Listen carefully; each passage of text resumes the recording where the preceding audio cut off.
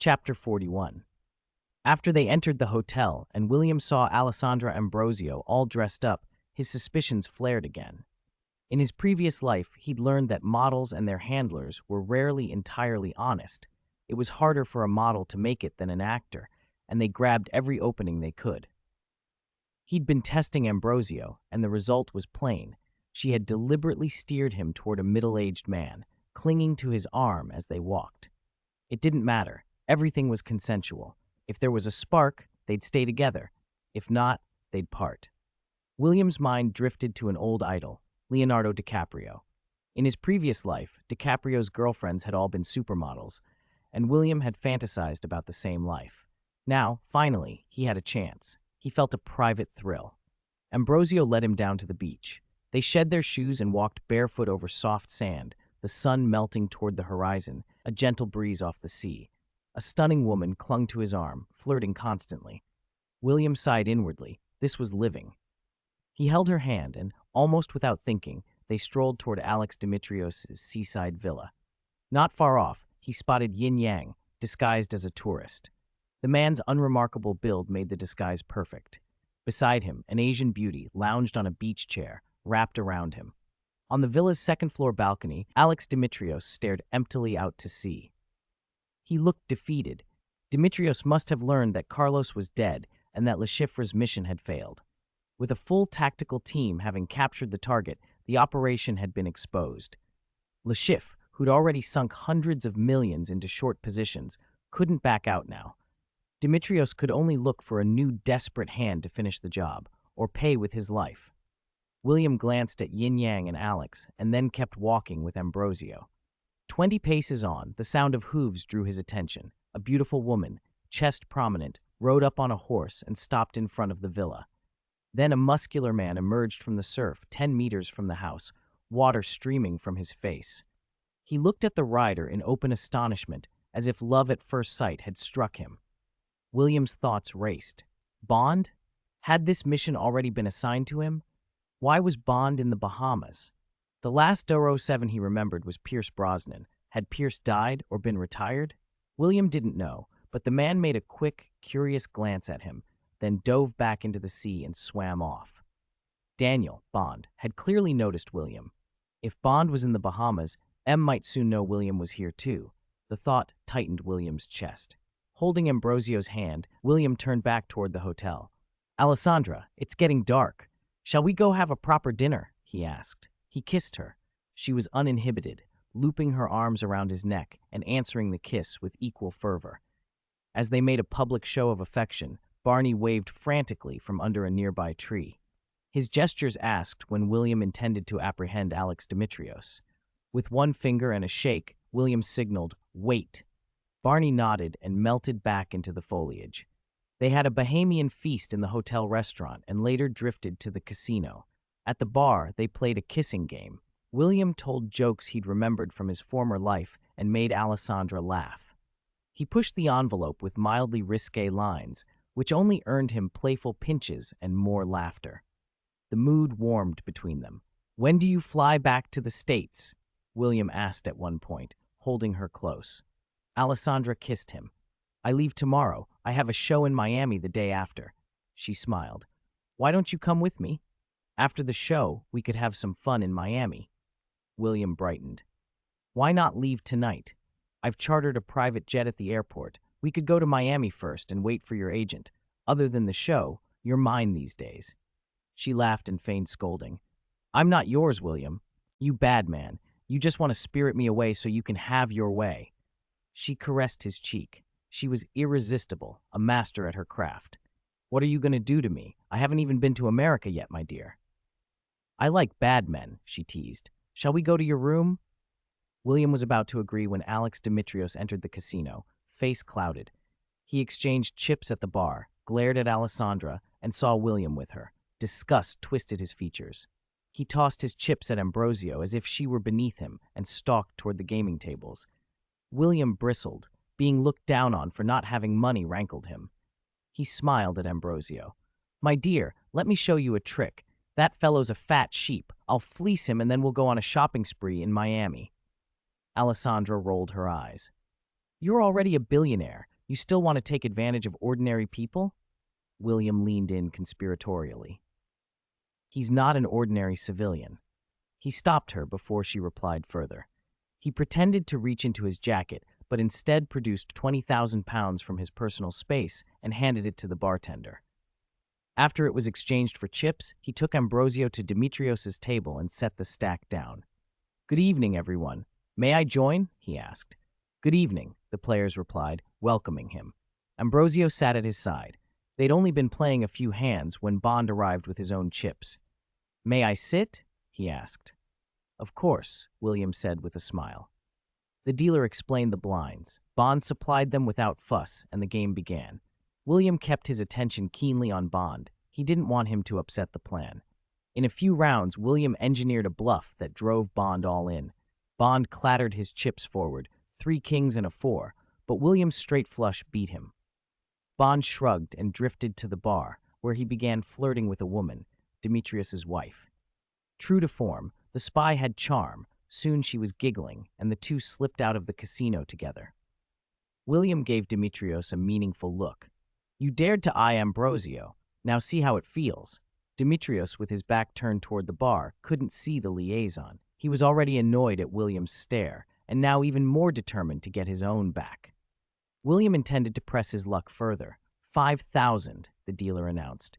Demetrios bets 5,000.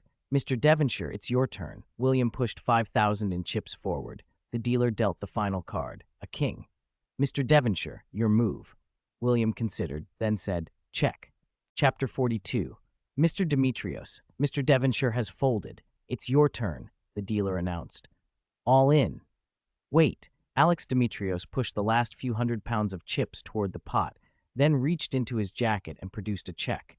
He glanced at William's stack and added, "I'll put in another 50,000. "No, Mr. Demetrios, you can only bet chips that are already on the table," the dealer objected.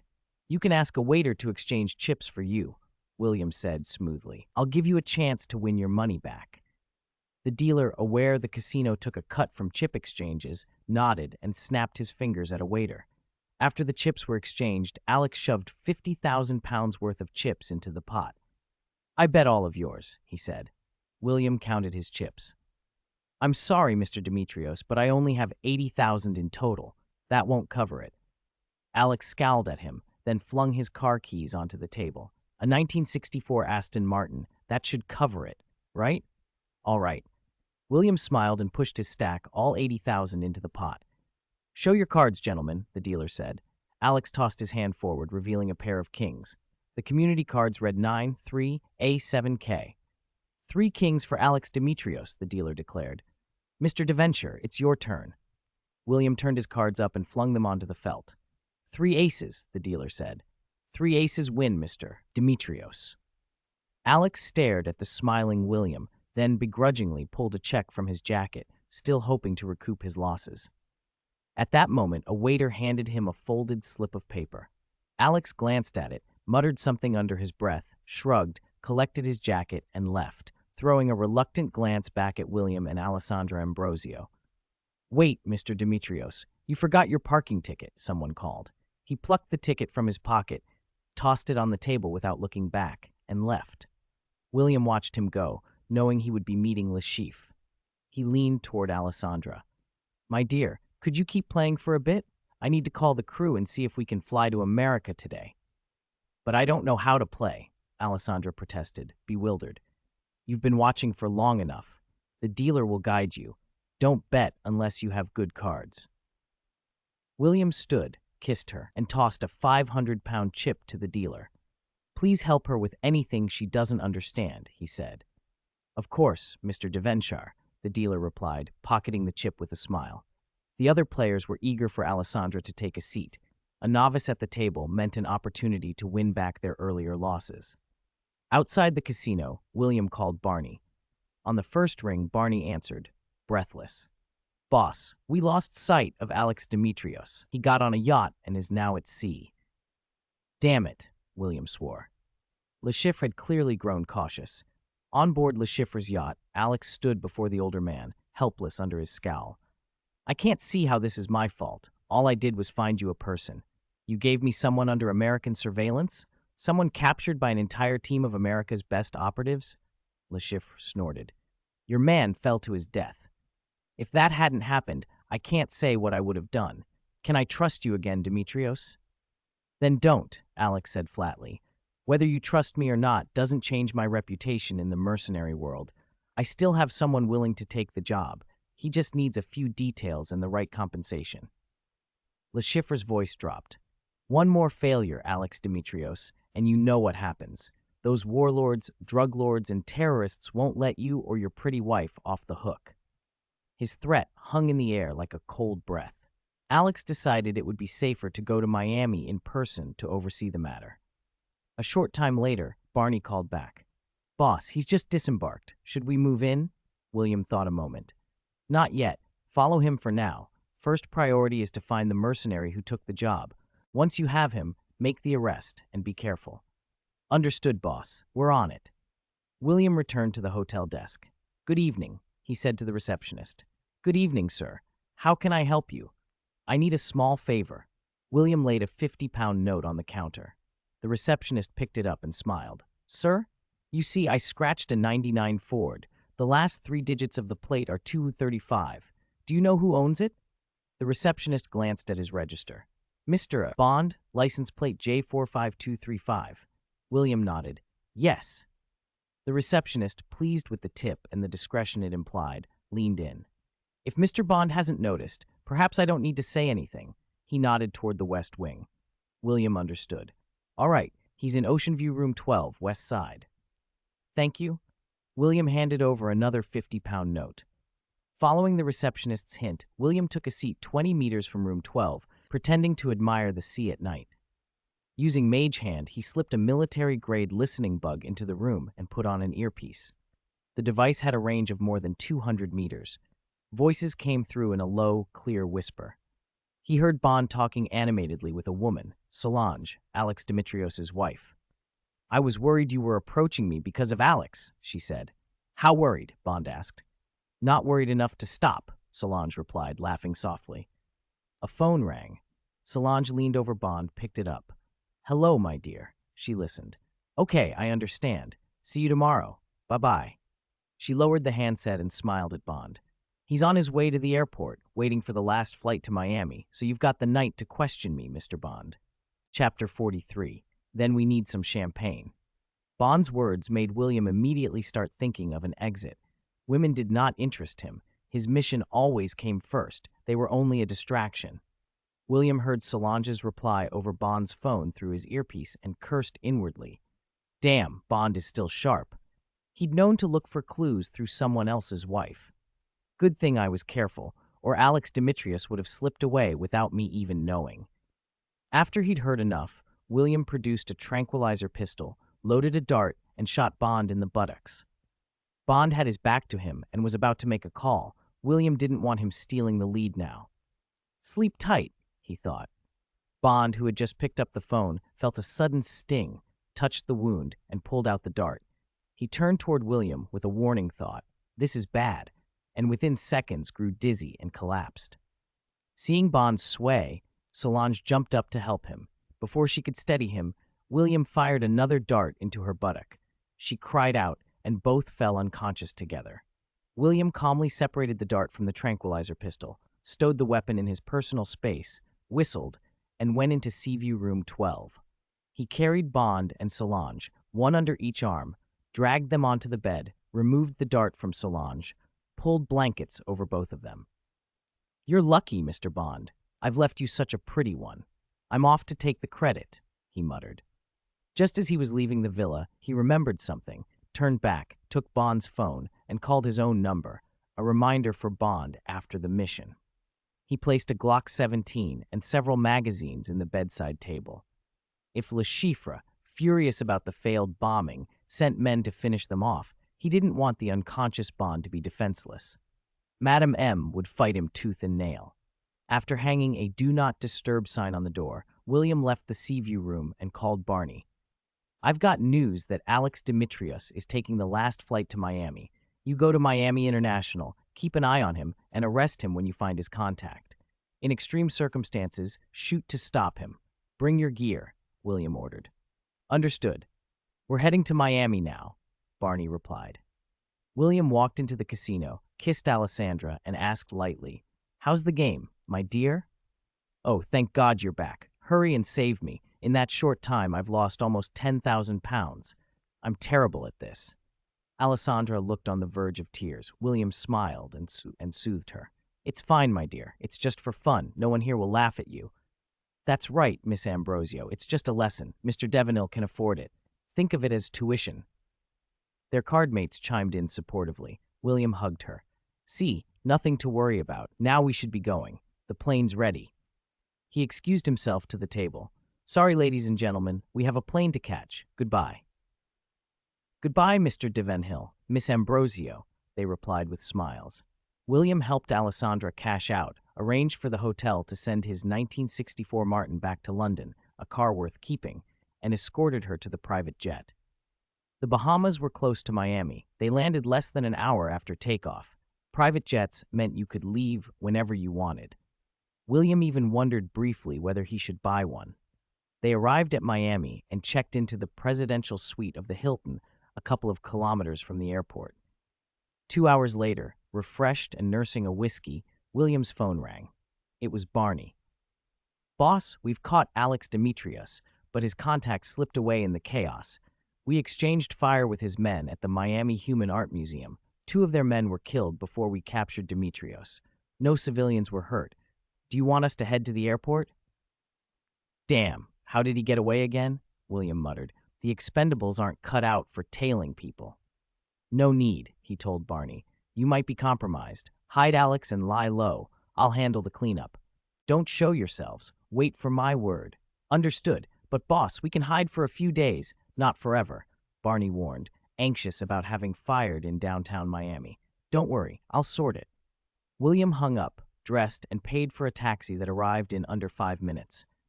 While en route to the airport, he called Gareth Mallory at the Security Council. "Have you found the bomber?" Mallory's voice was tight with concern. "I have," William said without preamble. "The situation's urgent. My men lost track of one operative. We know the target is the Skyfleet aircraft. I need authorization to use lethal force at the airport and to assist with the aftermath here in the States." Mallory sounded nervous. "Are you sure you can handle this, William? We can't be sloppy. We have little evidence, and Skyfleet insists on a test flight today. They're dead set on it for the stock bump." William knew exactly what Skyfleet wanted. A test flight now would spike their share price. He dug his own hole and would have to fill it. "No problem. I'll take care of it." "All right. If you get the bomber, everything else is minor. Don't mess it up." "Understood." At Miami Airport, Williams slipped over a low fence into a restricted area, incapacitated an inattentive staff member, donned a ground-handling uniform, and drove a baggage tractor toward the Skyfleet 570 hangar. Most of security was clustered around the plane. Other areas were less watched. He climbed onto the roof of a nearby building, assembled an AWP from his personal space, and lay in wait. About 10 minutes later, a refueling truck came roaring toward the hangar. Alex Demetrios hadn't managed to infiltrate Skyfleet's security. He'd sent men to force an entry. William peered through the scope, measured wind and distance, and fired a shot at the truck's front wheel. With a muted report thanks to a suppressor, the impact didn't alert people on the ground nearby. The truck kept going. That was wrong. Any refueling crew would stop if a tire blew out. William fired again, this time at the rear wheel. The AWP's power shredded both tires, and the truck flipped, sliding over 10 meters before stopping. Through the scope, he watched as a blood-smeared man crawled from the driver's seat. He staggered, looked around as though to find the sniper, then, ignoring the danger, took a small bomb off the truck and staggered toward the hangar. William swore under his breath. If the bomb detonated near the refueling vehicle, the test flight would be canceled. He lined up the mercenary in the crosshair, squeezed the trigger, and watched a hole blossom in the man's torso. The man fell, groaning, and, trembling, fumbled for a phone. William understood at once. The man was going to detonate the small bomb on his body. He pulled the bolt back and fired again, this time hitting the arm holding the phone. The man went still. Lying on the rooftop afterward, William felt an odd numbness more than nausea. Killing would not leave him retching like some tabloids and novels claimed. His mind blanked for a few seconds and then snapped back to focus. Perhaps he was made for this. He packed the ADP back into his personal space, slid down, scanned the perimeter with his mental awareness for dozens of meters as he left, and melted away in the confusion. He called Mallory from outside the airport. Mission accomplished. The operative intending to bomb the Skyfleet aircraft is dead. Alex Dimitrios is in custody. The men who fired at the Miami Human Art Museum were ours. They were acting to apprehend Dimitrios. I need you to negotiate with the Americans. Mallory sounded relieved and thrilled. Good work, William. I'll handle the fallout. We've probably saved Skyfleet. I'll recommend you for recognition at Downing Street. Le Chiffre won't have an easy time now. He had been shorting Skyfleet. That vulture in the underground bank finally gets a taste of justice. This operation affected not only national interests, but market stability. William would not allow anyone to interfere with his plan to short the market in March. His money from the sale had just come through, and he hadn't had time to position for the futures.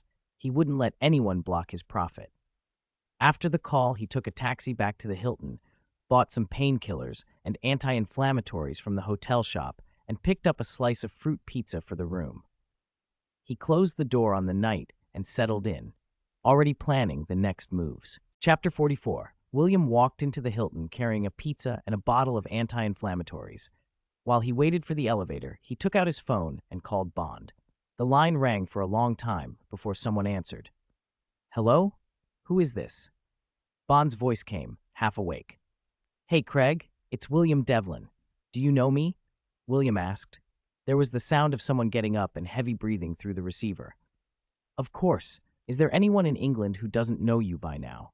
A super genius and a super madman. Madman? Me? Who said that? How could I be a madman? William sounded genuinely puzzled. Bond laughed. You haven't seen the papers yet? William Devlin, maybe you should read yesterday's English newspapers.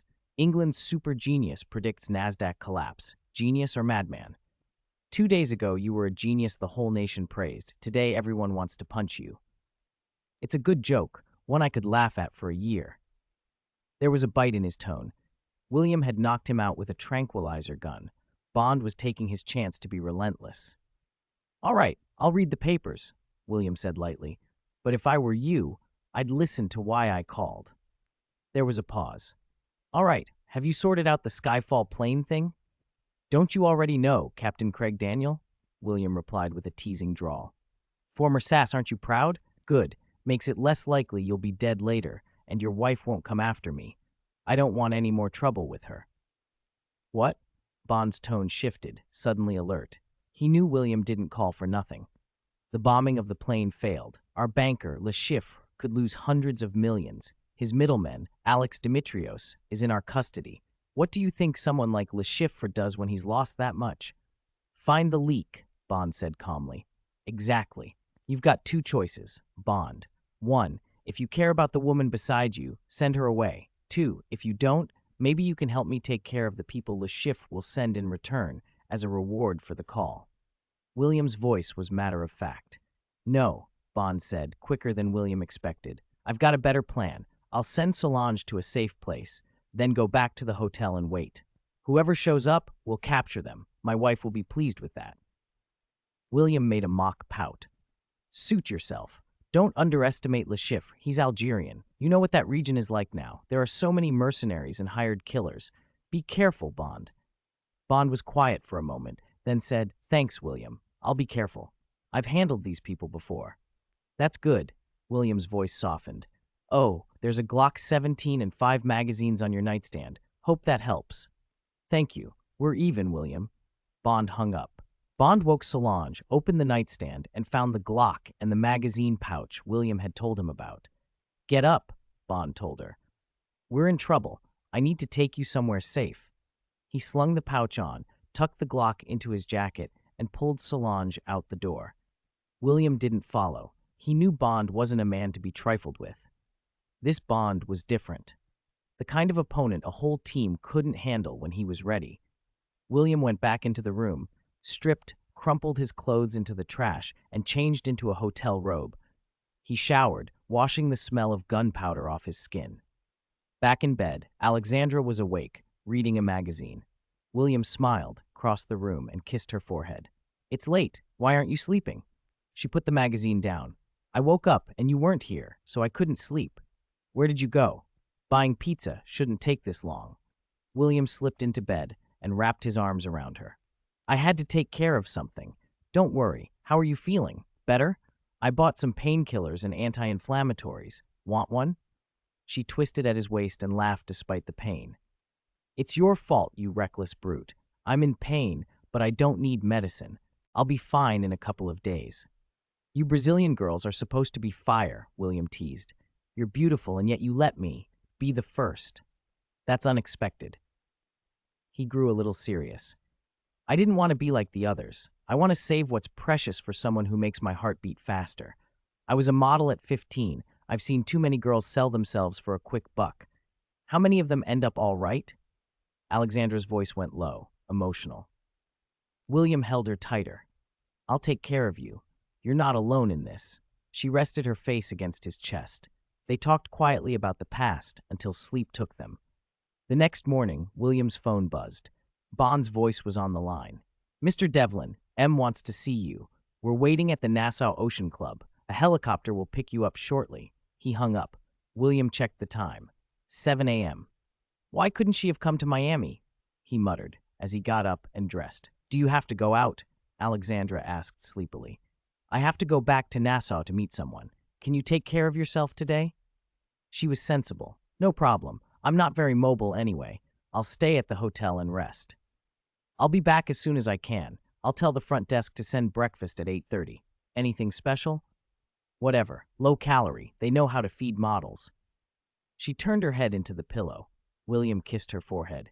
"I love you." Love you too," she mumbled. He showered, put on a suit, went down to the hotel restaurant for breakfast, and ordered Alexandra's meal to the room. Not long after, he received word the helicopter had arrived. A little over an hour later, he stepped off the chopper at the Ocean Hotel and saw M and Bond waiting. Stepping forward, William hugged M, then addressed Bond. "How was last night? The lady, she wasn't hurt, was she?" "She's fine. 3 dead, 1 captured. Thank you for the gun," Bond said, the gratitude plain in his voice. "You're welcome. We're on the same side," William replied. M's expression hardened. "William, why didn't you report this operation to me? How dare you act without authorization? Bring heavy firepower like an ADUP to Miami Airport. Do you know how much effort it takes to clean up after something like that?" William shrugged, apologetic. "I'm sorry, M. The Security Council authorized the operation. I thought Gareth had handled the follow-up." M launched into a tirade about committees and meddling officials. "These people always want to tell the experts what to do. When I report to Downing Street, even the Prime Minister treats me with courtesy. Yet lately, everyone seems to think they can run MI6 from the sidelines. I miss the days before the 90s, when the polar bear and the bald eagle vied openly for supremacy. There weren't so many people trying to undermine MI6 back then." William and Bond exchanged a look that said they had expected as much. M steadied herself. "Enough, William, you know who's at the center of this. Le Chiffre. Last night, the Skyfall plane completed its test flight. Skyfall's stock will almost certainly surge today. Le Chiffre stands to lose hundreds of millions, and he doesn't have that kind of money lying around. He'll go after the people who caused it," Bond said. "We received intel this morning," M continued. "Le Chiffre has organized a 10-person poker game in Montenegro. Buy-in is 10 million per person. If a player runs out, they can wire another 10 million. The game doesn't end until no one can rebuy. The pot will reach roughly $200 million. I understand your card skills are the best in the agency, Mr. Devlin. We want you at that table." William nodded. Of course he could play. Bond couldn't hold a candle to him at cards. He smiled. So Le Chiffre used his clients' that money to short Skyfall. If his clients find out he lost everything, he won't have a pleasant time. "M, do we want to eliminate him or just teach him a lesson?" "We need you to win," M said, a smile that was almost predatory. "He doesn't have that sort of cash. If we can break him, we'll offer him refuge in exchange for everything he knows." No problem, William said. When does the game start? Chapter 45. Tomorrow evening at 6. We've pulled some strings to get you a spot in a particular organization. I assume funding won't be a problem for you? The madam asked, smiling at William. She already knew he had money from selling his game. Of course it's a problem. Why should I use my own money to do the government's bidding? What if I lose? Who's going to make me whole? William shot back. But if you win, the 200 million gambling fund is yours. You might even have more capital for a NASDAQ bet later, the madam said, her smile oddly sharp as she regarded him. Damn that eavesdropper. I'm a laughingstock. William flapped his hands in mock outrage. Fine, we'll see. When I make my fortune on the market, I'll enjoy seeing the faces of those who laughed at me. Maybe I'll send them lemons, sour on top of sour. That would be amusing. Also, he added, lowering his voice, I'm going alone? Aren't you going to assign some protection? What if Le Chiffre decides to take me out? That man is no saint. He has mercenaries. We know you can assemble an elite team, and I'm well aware of your abilities, William, the madam replied. There aren't many in MI6 who could neutralize Bond and 3 armed operatives barehanded. Besides, you're going in a personal capacity this time. You can't be linked to us. That makes dealing with Le Chiffre easier. Our intelligence suggests Le Chiffre currently believes Americans botched his plans. She let the words hang with a small, satisfied smile. It was convenient to have a scapegoat. William pouted. All right, I'll fund it myself, but madam, at least give me some intelligence support. I know nothing about Montenegro. No problem, she said. Bond will be with you. He'll provide support from the shadows. Then I'm off. I'll fly to Montenegro tomorrow. Mr. Bond will meet at the Royal Casino. Goodbye, madam, Mr. Bond. He boarded the helicopter bound for Miami. After William left, the madam turned to Bond. What do you make of William Devlin? Is he a threat? Bond considered for a moment. He already is. He can do as he pleases. If Devlin finds what he's looking for, we won't be able to control him. This isn't the Cold War anymore. Our main enemies are drug lords, warlords, and terrorists. Perhaps we can steer Devlin toward those targets. He might even welcome it. You're saying he doesn't want politics? The madam asked, surprised. How could he be so shrewd at his age? He's clever, madam. Look at his weaknesses. Women. He displays enough vulnerability there to signal to the world he won't tangle with politics. The Devlin family only has him left. Avoiding politics suits him. He's wealthy and stands to inherit an earldom. You understand the position of the nobility better than I do. The madam thought it over and slowly nodded. Perhaps. We could create a special authority under the W Group and let him handle the things we don't want to touch. Make it independent. Let him go after drug traffickers and violent extremism. The idea pleased her. After decades in her line of work, she trusted her instincts, and she was wary of Devlin's attention. If William turned his sights on MI6's operations, it would be a complication. Better to channel his energies elsewhere. William, for his part, felt the same kind of bizarre reverence for power. He joked that even if he were as invincible as some purple titan, he wouldn't stand a moment before the crab god, a private shorthand for the madam's power. Better to keep out of the spotlight. By the time he returned to the Hilton, it was already noon. He sat in the suite living room with a still drowsy Alexandra in his arms and ate a hearty lunch. He found he was hungrier than normal, 3 times his usual appetite, and kept eating. Alexandra watched him with envy. As a model, she never dared to indulge like this. After lunch, they took a nap. By 2 in the afternoon, they were dressed and out shopping. Late February in Miami hovered around 20 degrees Celsius. Jacket weather. William escorted Alexandra through the luxury stores, Chanel, Dior, Louis Vuitton, until 7 in the evening, their arms laden with bags. Women, he thought with a mixture of amusement and exhaustion, truly loved to shop. They ducked into a cafe for a rest. Alexandra chattered about how she'd always wanted to buy whatever she loved, but never had the means. Today she had, and she loved William for it. She'd spent £40,000 in a few hours, more than she had ever saved in a year. She clung to him on the booth seat, apologetic and coquettish in turns. For William, the sum was trivial. To her, it was everything. After a break, he called the hotel to have a car deliver their purchases and planned another round of stores. They shopped until the shops closed at 10. Back at the hotel, Alexandra collapsed on the sofa. William massaged her shoulders and thighs, teasing, "Did you enjoy today, my dear?" William, you're so good. I love you. Today I finally did the shopping I always wanted. Thank you. Reward me with a kiss." After an hour of quiet, he asked about her schedule. "After your fashion show tomorrow, do you have anything else?" "No," she said, barely awake. "I haven't had many invitations lately. I'm worried." "Then let's run again," William said. "I have to be at the airport at 3 in the morning for a flight to Montenegro. You have shows the next 2 days. We won't see each other for a few days." "It's okay," Alexandra murmured. "We'll meet in Switzerland in 3 days after your trip. We could go skiing." "Deal. Call me when you book your ticket and I'll pick you up." They kissed, she fell asleep, and he left to catch his private jet. The small plane was inconvenient, 13 hours in the air with refueling stops in Iceland and at the Wynn, but it got him to Montenegro. At the airport exit, Bond was waiting with a dark-haired woman. They shook hands. Bond introduced her. "William, this is Miss Vesper Lind, an accountant from the Treasury. Vesper, this is Mr. William Devlin." "Good afternoon, Miss Vesper Lind," William said, taking her hand. "Good afternoon, Mr. Devlin," she replied, composed and polite. They climbed into an old Rolls-Royce that served as their taxi. Bond handed William a set of papers.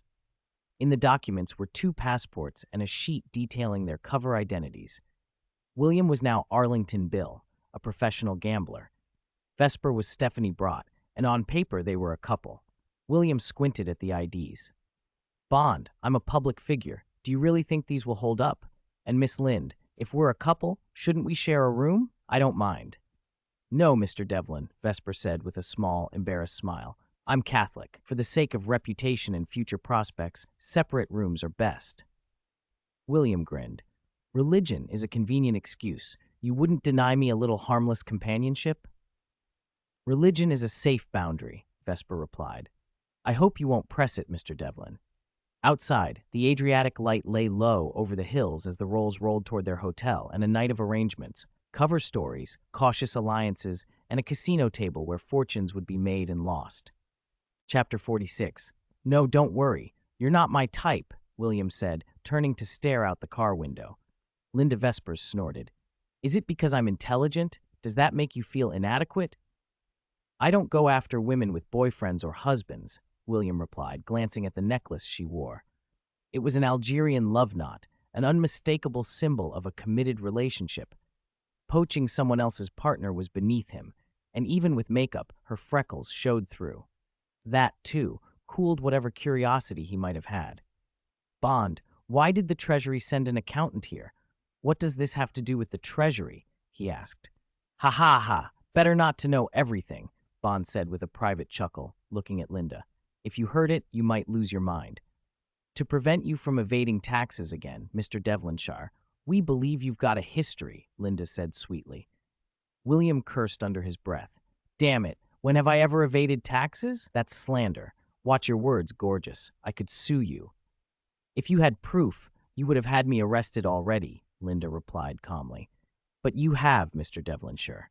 The day before you signed the contract to sell the game, you transferred 60% of Devonshire Industries' shares to the British Virgin Islands. The Treasury sees that as tax evasion. So what the Treasury believes means nothing.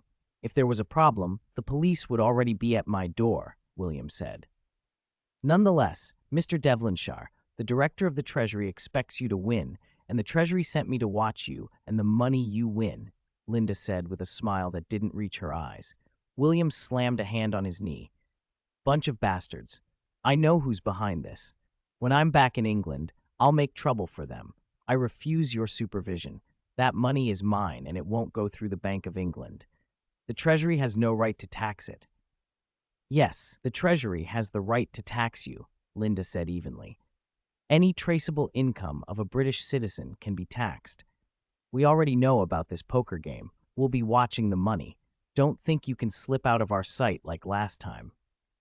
William stared at her, furious. The only reason the Treasury was involved was because someone high up had pushed it. Linda's presence proved it. The funds he planned to use were sitting in the Swiss National Bank. Back in 2000, an unknown account in Switzerland could be touched even by America, much less by Britain.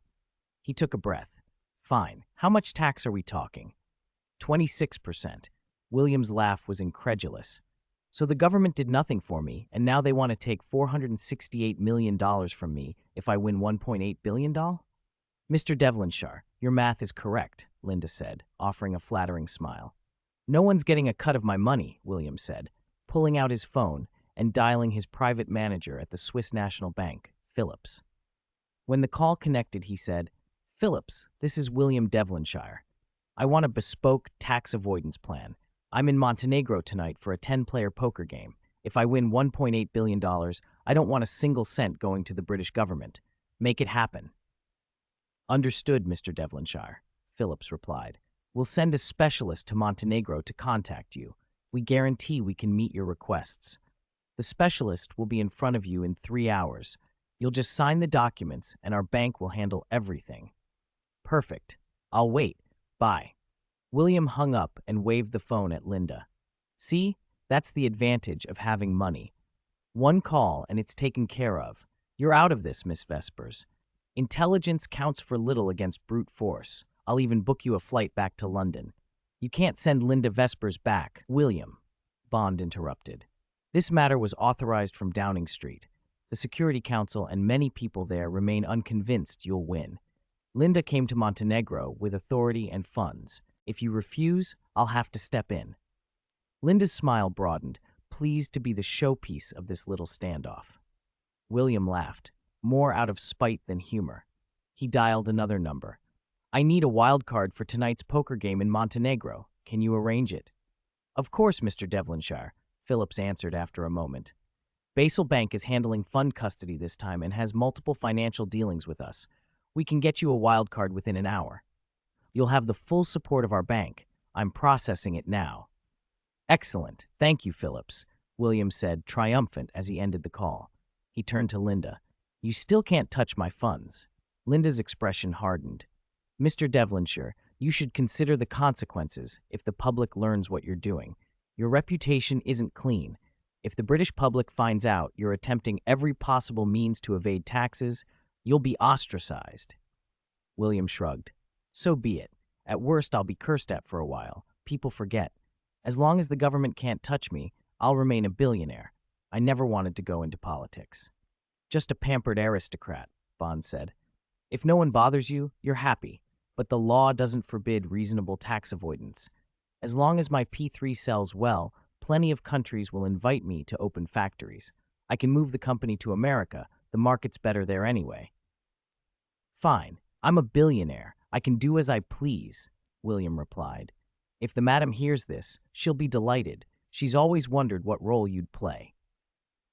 Bond didn't say the madam's code name aloud, but it was implied. Tell the madam I don't want to be the Security Council's enforcer anymore, William added. I just want to live my life. It's not 1890. If Henry knew what the world's like now, he'd understand. They can't order me around and offer nothing in return. Bond smiled at hearing that.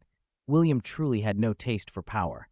All right, I'll tell her. She'll be pleased. Maybe she'll invite you for dinner. William waved him off. No thanks. I don't want the Security Council thinking I've picked a side. They arrived at the hotel. William took Linda and Bond's leave, checked into a luxury suite, and began preparations. He refused to believe Le Chiffre, the banker with the dark reputation, didn't have a backup plan.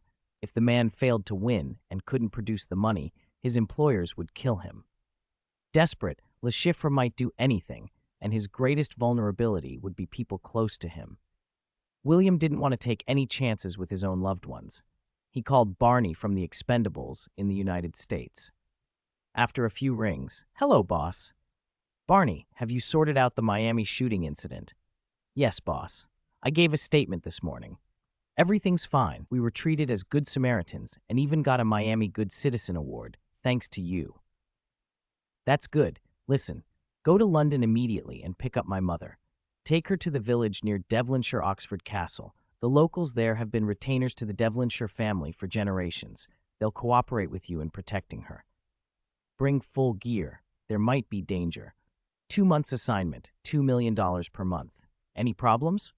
"No, boss. I'll leave for London in an hour and should be able to pick her up within 12 hours. "Good.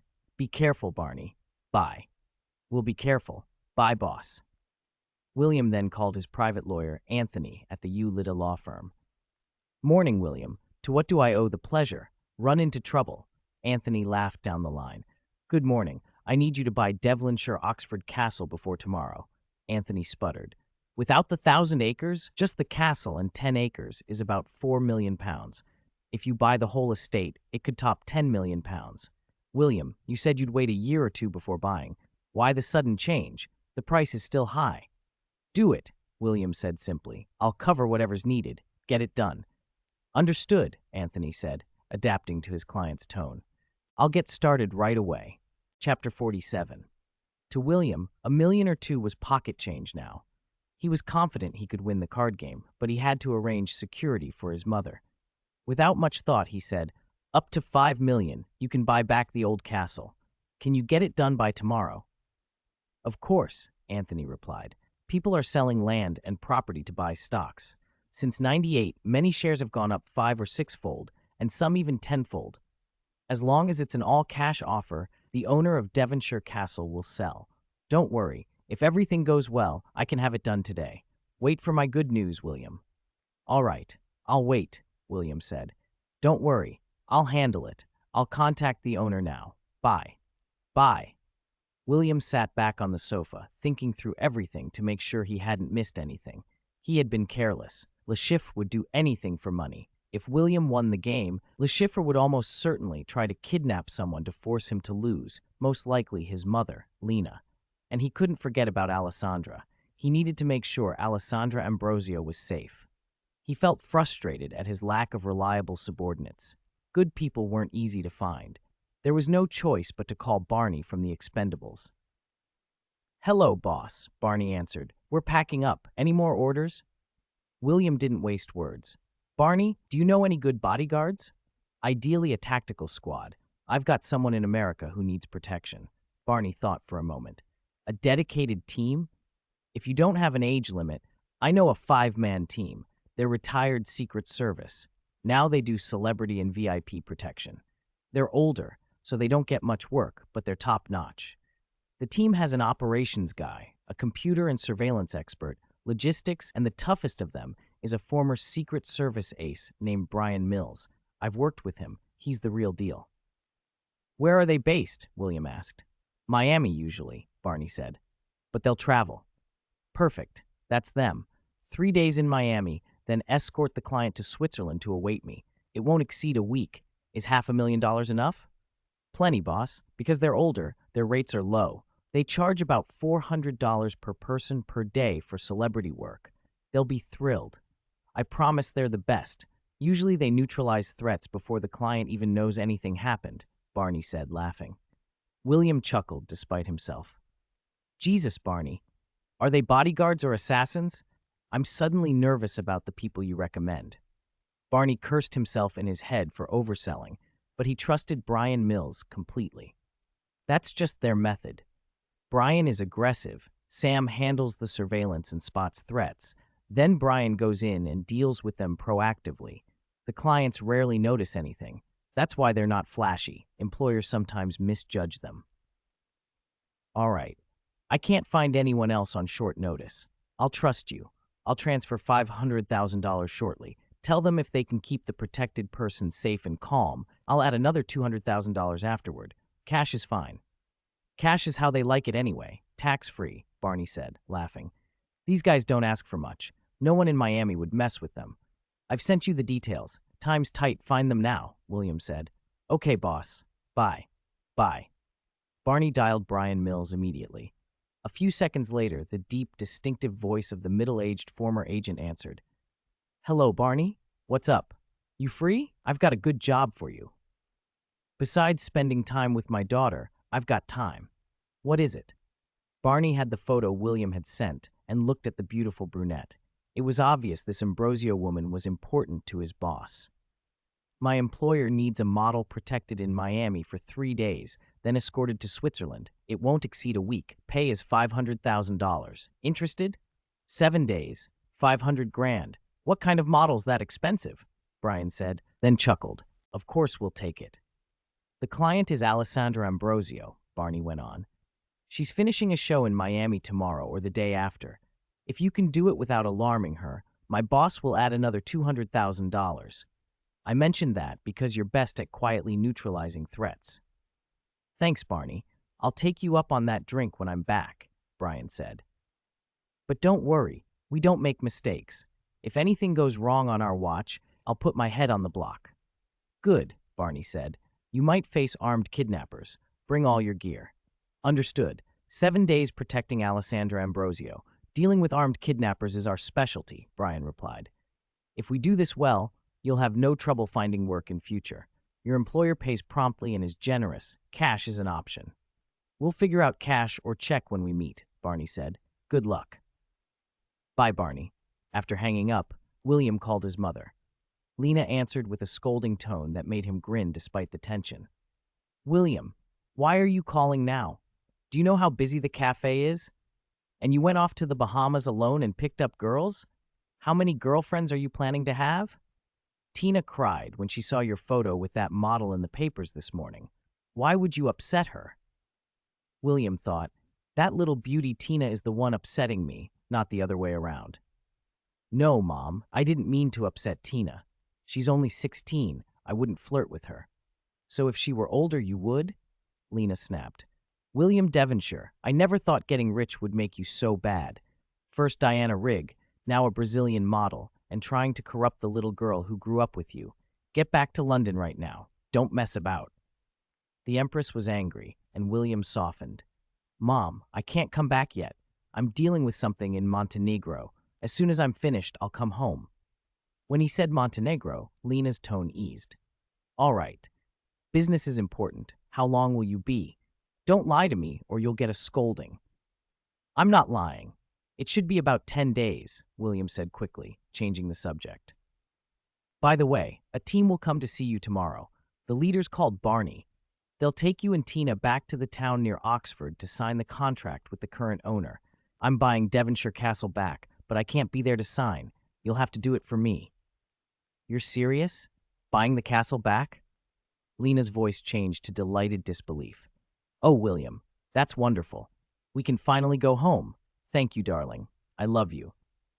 Hearing his mother so happy made William feel a small relief for the first time that evening. Lena didn't even question why he'd arranged protection. She only loved the idea of returning to the castle. Yes, Mom, you'll go back to the castle tomorrow. I've sent a team to protect you on the way. If anything happens, listen to the people I sent. Go with them as soon as they arrive. Close the cafe for now if you need to. All right, I will, Lena said, her voice full of warmth. William hung up and braced himself for the days to come, the card game, Lucifer's threats, and the complicated, dangerous business of keeping the people he loved safe. Chapter 48. Okay, don't worry, honey. I'll close the shop after work today and come to the castle tomorrow. Mommy will be waiting for you at the castle, haha. I'll tidy the place up so it looks just like you remember from your childhood, Lena said excitedly. After finishing the call with Lena, William rang Alessandra Ambrosio. They spent a long time speaking affectionately. Then William told her he'd arranged for a few temporary bodyguards to accompany her to Switzerland after her fashion show. Alessandra bristled at the idea at first. She was 20 and didn't feel she needed protection. But William kept at it, even mentioning that the payment was non-refundable and that he genuinely felt uneasy about her traveling alone. Reluctantly, she agreed. With everything settled, William felt a weight lift off his shoulders. He whistled as he changed into fresh clothes and decided to take a stroll. He'd never been to Montenegro before, and the quick drive through Kotor earlier that day had piqued his curiosity. It was the best-preserved old town in the region. In the hotel lobby, he saw Bond leaving with Vesper, but he didn't follow them. Instead, he wandered into the ancient town. Cobblestones, narrow alleys, the feeling of time folded back to the Middle Ages. He had no destination in mind. When he tired, he slipped into a small cafe and let the slow pace ease his restlessness. He ordered a local specialty, ate, then tried to find his way back to the Casino Royale, only to get turned around. A kindly local eventually led him back to the Royal Hotel. By the time he arrived, it was 5:50. He hurried inside and a few middle-aged men in suits were already heading his way. "Hello, Mr. Devonshire. I'm Steve from the Swiss National Bank. Your foreign card has been processed. The card game starts in 10 minutes. As for the tax avoidance plan you requested, our bank has prepared it. But Mr. Devonshire, I suggest you come with me to the game first. Time's short. You can sign the documents during a break." William smiled. These people were efficient. "All right, thank you, Steve. Let's go." Steve led him into the casino the hotel had set up for the night. Le Chiffre, the organizer of the evening's game, greeted William with an oily smile. "Welcome, Mr. Devonshire. If I'd known you were so keen on Texas Hold'em, I would have invited you myself. I'm sorry you had to go through the National Bank to join us. Next time, I'll be sure to invite you." William shook his hand and inwardly smirked. Next time, he thought, focus on getting through tonight first. He kept that to himself and replied with a polite smile. "Thank you, Mr. Le Chiffre. I hope there will be a next time." Le Chiffre nodded confidently. He knew the crowd here, men of means who paid attention to who was at the table, and he believed in his own skill. "Of course, Mr. Devonshire. There will be other games. I'm very confident of that." "Then good luck," William said. Le Chiffre excused himself to greet newly arrived guests. He found Bond and offered his hand in a mocking tone. "This must be Mr. Beach, who replaced Mr. Bruce. Welcome, Mr. Beach, Mr. Bond." Bond refused the hand. "I don't think you ever intended to welcome me, Mr. Chiffre," he said, then walked straight to the bar. He glanced at William and gave Mathis, who stood by the bar, a look that plainly said, "We're on the same side." William noticed Mathis with a flicker of surprise. This wasn't the Felix Leiter he'd expected from the film. Mathis's presence complicated things. Mathis crossed to William, a drink in hand, and sat down without preamble. "Mr. Devonshire," Mathis said, quiet and dry, "I hope that next time Mr. W comes to our country he won't bring an AUBP."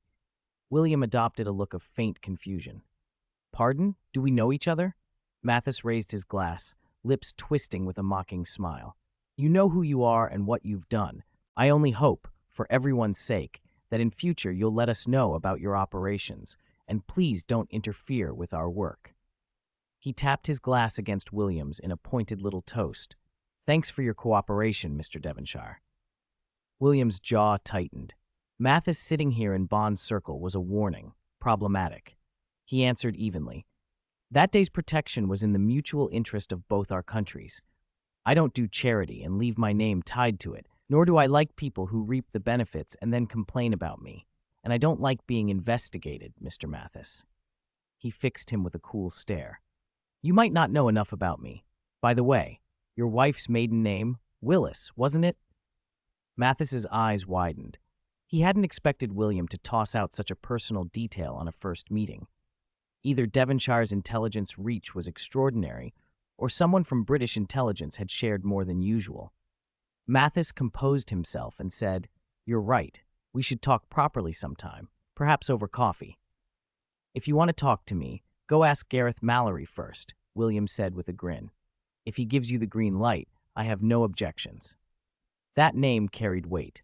If Mallory, head of the British service, allowed it, Mathis would have little choice. Mathis understood that authorization from England to interrogate a scion of a family that had served the crown for generations and who had recently done a service for Britain would be hard to come by. Just then, the casino manager's voice echoed through the hall. "Ladies and gentlemen, welcome. Tonight we will play No Limit Texas Hold'em. 2 whole cards per player, 5 community cards. Mr. Mendel, representing Swiss Basel Bank, will hold everyone's stakes. Mr. Mendel, please." Mr. Mendel came forward. "As you know, each of you has deposited 10 million with our bank. You may wire an additional 10 million. The funds will be held by our bank until the game is over. The winner will enter their password into this encryption device. After the game, the funds can be wired to any bank account in the world." He turned to the players. "Mr. Bond, please enter your password first. We are arranging by alphabetical order of surname. Yours begins with B." When it was William's turn, he hesitated a moment, then entered the initials of the name from his previous life. C.M. Chen Mo. One by one, the players entered their passwords. Then they took their seats, and the dealer began. William sat at seat 1, Le Chiffre at 7, Mathis at 9, Bond at 11. The notary announced the shuffle. "Mr. Godora will deal." Mr. Kamalov posts the small blind of 5,000. Mr. Fukuda posts the big blind of $10,000. The cards were dealt. Fukuda checked. The next few players checked as well, hands so weak they preferred to see the flop. When it came to Lashif, he glanced at his hole cards, thought a moment, picked up 2 stacks of chips and bet $50,000. The player to his left folded. Mathis smiled at Bond, curled his lip, looked at his own cards, and folded. Bond stared at Lashif until the man shifted uneasily. Bond's expression suggested he suspected a bluff. The flop came 5, 8, 9, and Bond, who held a pair of 3s, called Lashiffer's $50,000. Now it was William's turn. He looked at his hole cards, 9 and 2, and saw the flop had given him top pair. He pushed more chips forward and raised to $100,000. The raise cleared the table. The remaining players folded one by one until it was down to the bets between William, Lashif, and Bond. Chapter 68. No Way Out. The dealer turned the 4th community card face up, a 9. Lashiffer's expression tightened. He glanced at William, who sat unreadable, then matched the 100,000 chip bet. Bond called without hesitation. William hesitated only a moment, weighing his hand. 3 9s already on the table meant his best hope was a full house if the river paired one of the ranks. Neither Bond nor Lashiffer's visible play suggested they matched the board. If he raised now, they might fold. Check, William said. Lashif thought a beat longer, then pushed forward 200,000. Just then Vesper swept in, slid up to Bond's side, and kissed him. All eyes at the table turned. She was striking when dressed up. Too bad she was a traitor.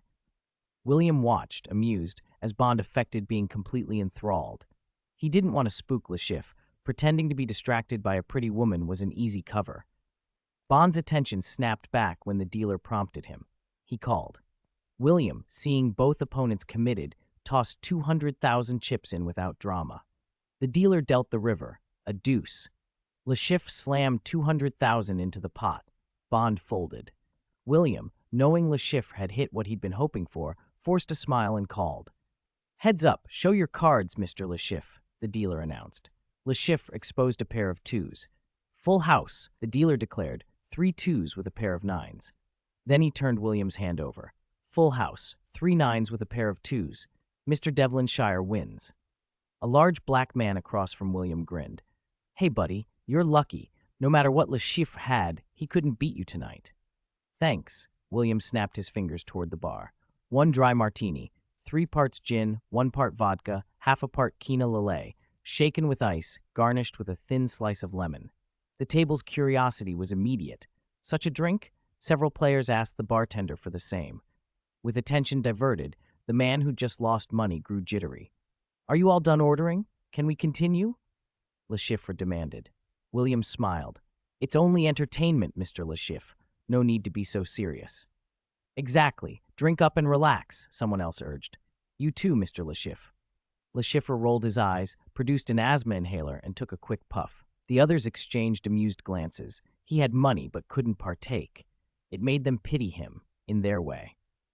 4 hours later, the hotel manager announced, Ladies and gentlemen, we'll take a 1-hour break.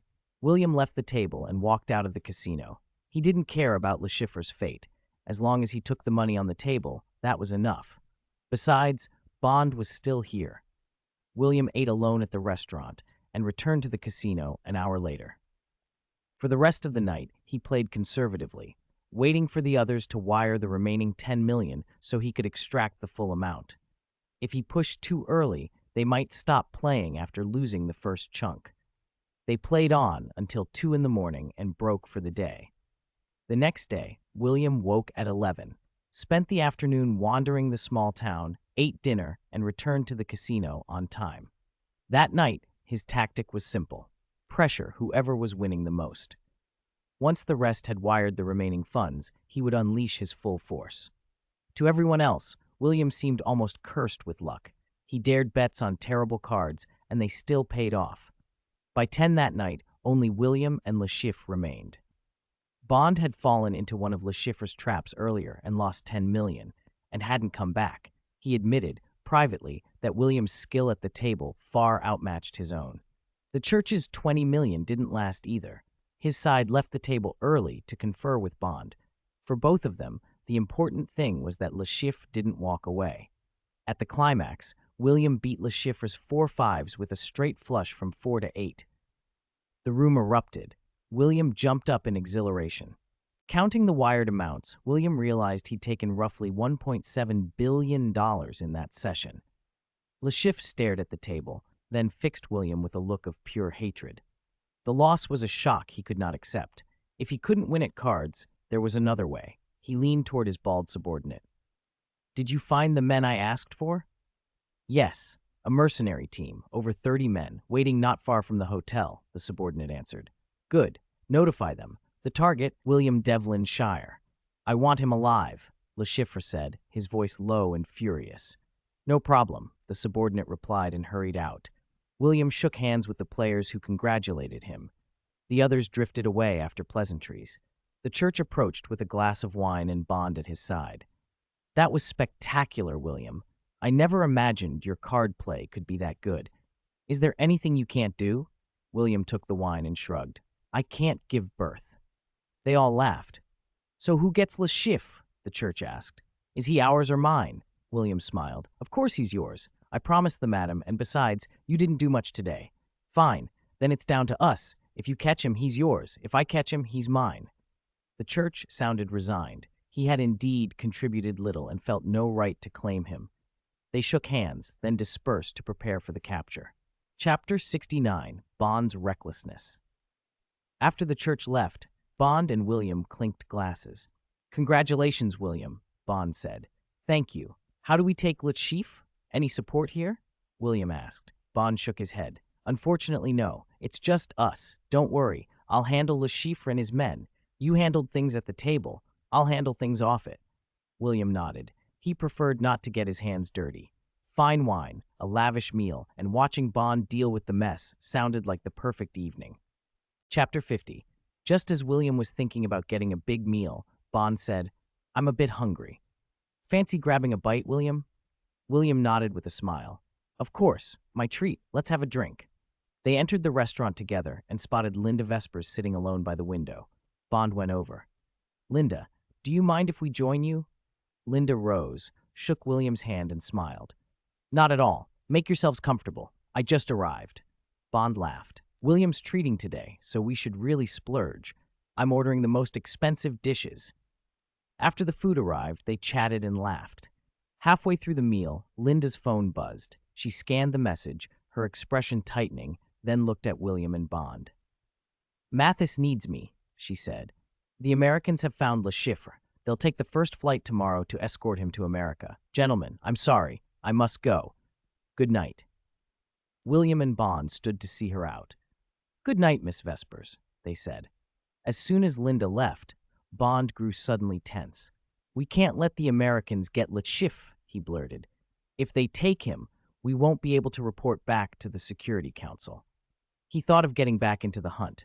Le Chiffre was precisely the man Madame M had demanded they bring in. If Bond failed to secure him, the loss of $10 million to the Treasury wouldn't be his only problem. His career would be on the line. Before Bond could move, William asked, "Bond, in your poker game with Le Chiffre, why did you go all in?" Bond answered it without thinking. "I thought he was bluffing. He'd been feeding me fake tells, making me believe that when he touched his forehead, his hand was weak. I was fooled." A cold realization hit Bond. "Damn it, Mathis. Mathis has been bought by Le Chiffre. I told Mathis and Vespers that Le Chiffre was bluffing when he made that gesture. Oh no, Vespers could be in danger. If Mathis goes after her, it'll be to kidnap her and use her as leverage. William, we have to save Vespers." Bond bolted out of the hotel. William slapped his forehead. Completely blinded by a pretty face," he muttered, but followed Bond out. They'd barely stepped outside when a scream cut through the night. An SUV was parked in front of the hotel. Two burly men jumped out, one grabbing Vespers, the other clamping a hand over her mouth and dragging her into the vehicle, which roared away. Bond didn't wait. He leapt into an Aston Martin, slammed the door, and with a roar of the engine sped off in pursuit. William stood on the pavement cursing. Bond's driving was as ruthless as his sass reputation suggested. Within seconds, the car vanished down the street. William fumbled for his phone to call, but realized he'd left it on the restaurant table. He dashed back inside to retrieve it, convinced this was a trap aimed at him. Le Chiffre's plan had to be to lure William and Bond out so they could kidnap William, but Bond, reckless as ever, had given them the wrong prey. If Le Chiffre only knew. Not far from the hotel, however, Le Chiffre was seething. He had intended to drag William into the open and ransom him. Instead, Bond chased his men while William stayed put. He snapped his phone open and barked orders. The target didn't follow. Don't waste men trying to ambush Bond. Lead him on a wild goose chase. Keep Bond occupied. Don't let him return and interfere. Bring the mercenaries back by the hotel. I don't have time to wait. I need the money by morning, or we're finished. Prepare to storm the Royal Hotel and grab William Devonshire. He hung up and spat. William Devonshire, you won't escape me this time. William retrieved his phone from the manager, thanked him, and called Bond. Bond, listen, this is a trap. Le Chiffre must be trying to lure us out to kidnap me. Since I didn't leave, the focus is still on me. Vespers is safe for the moment. I'll stay in the hotel. You go rescue her. Bond, steady under pressure, understood at once. Got it. Don't leave the hotel. I'll bring Vespers back and then come to you. And watch Mathis. He's probably been bought. William scowled privately. Convenient that the one who'd been compromised was the person Bond was intent on saving, but he decided not to expose Vespers. She'd helped Bond in the stairwell earlier. Best to let Bond handle it. Understood. I'll stay put. Be careful, Bond. I'm driving, Bond said before hanging up. Don't want to die in a car crash before a bullet gets me. Outside the hotel, Le Chiffre's bald Lieutenant Clark reported in. Boss, everyone's back. Shall we go in now? Le Chiffre peered at the line of cars and men. Send in 6 with Clark. The Royal has influence. Try to nab William quietly. If you can't, I'll take the rest and go in. The man with the vault code is still in the hotel. Be discreet. Understood. Clark led his men into the lobby and split them into 2-man teams to sweep the hotel. He told them not to act until he signaled. William sat in the restaurant watching the Premier League, beer in hand, utterly unprepared for an assault. Clark slipped in and, seeing William watching the match, moved to a corner to summon his men. Then Clark gathered his team in the restaurant and watched William from the window. Suddenly, William's instincts prickled. 2 burly men in black jackets were walking toward his table. He scanned them with the mental edge he'd honed. Both had pistols tucked into their waistbands. He stood, turned, and saw Clark emerging from shadow. Is this bastard asking to be killed? William thought. He hadn't gone after Le Chiffre, yet someone dared send men into the hotel to seize him. William moved to the balcony, drew a Glock 17 from a hidden compartment, disengaged the safety, chambered around, and stepped half out, exposing himself. He fired 2 precise shots at the 2 closest mercenaries. The pair collapsed instantly, their heads hit by the bullets. Clark and the remaining men dove for cover. People in the street heard the shots and panicked. The sidewalk dissolved into screams and running bodies. Outside, Le Chiffre snapped orders. Bring everyone in now. Charge the hotel. If you see William Devonshire, grab him alive. Shoot non-lethal areas if necessary, hands, legs, and send men to delay the police at intersections. His men split. Some went to block the police, while over 20 others hefted AKs and stormed toward the hotel. William dropped back behind the balcony wall and surveyed the scene through his mental awareness. Dozens of heavily armed thugs were racing toward the entrance. He cursed. Charging a hotel with AKs in broad daylight, this was Le Chiffre's handiwork. He crouched, pulled an M4A1 and a tactical vest from his storage space, stuffed 6 magazines into the vest pouches, and clicked a fresh magazine into the rifle. He fitted on the vest and took out 3 stun grenades. He lobbed them into the restaurant where he suspected hidden attackers lay in wait, then dropped into the corner of the balcony, ears covered.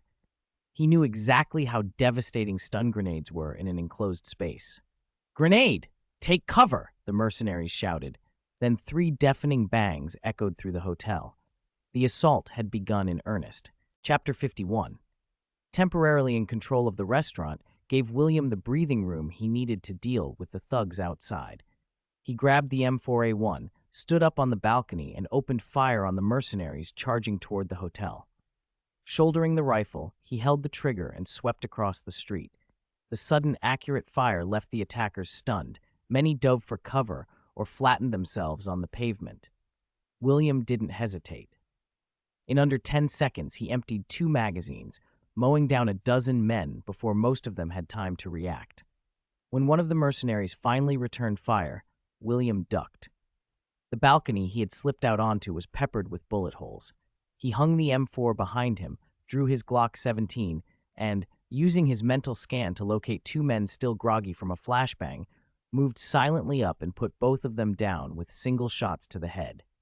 He took a few steps, slipped behind a corner, pulled a grenade, removed the pin, counted 2 seconds, and tossed it into the restaurant bar where 2 other mercenaries were hiding. They screamed, "Grenade!" and tried to run, but the blast sent them tumbling like rag dolls. They hit the floor and stopped moving. Clark, crouched in a corner of the restaurant, went pale with terror. He had never faced anyone like this.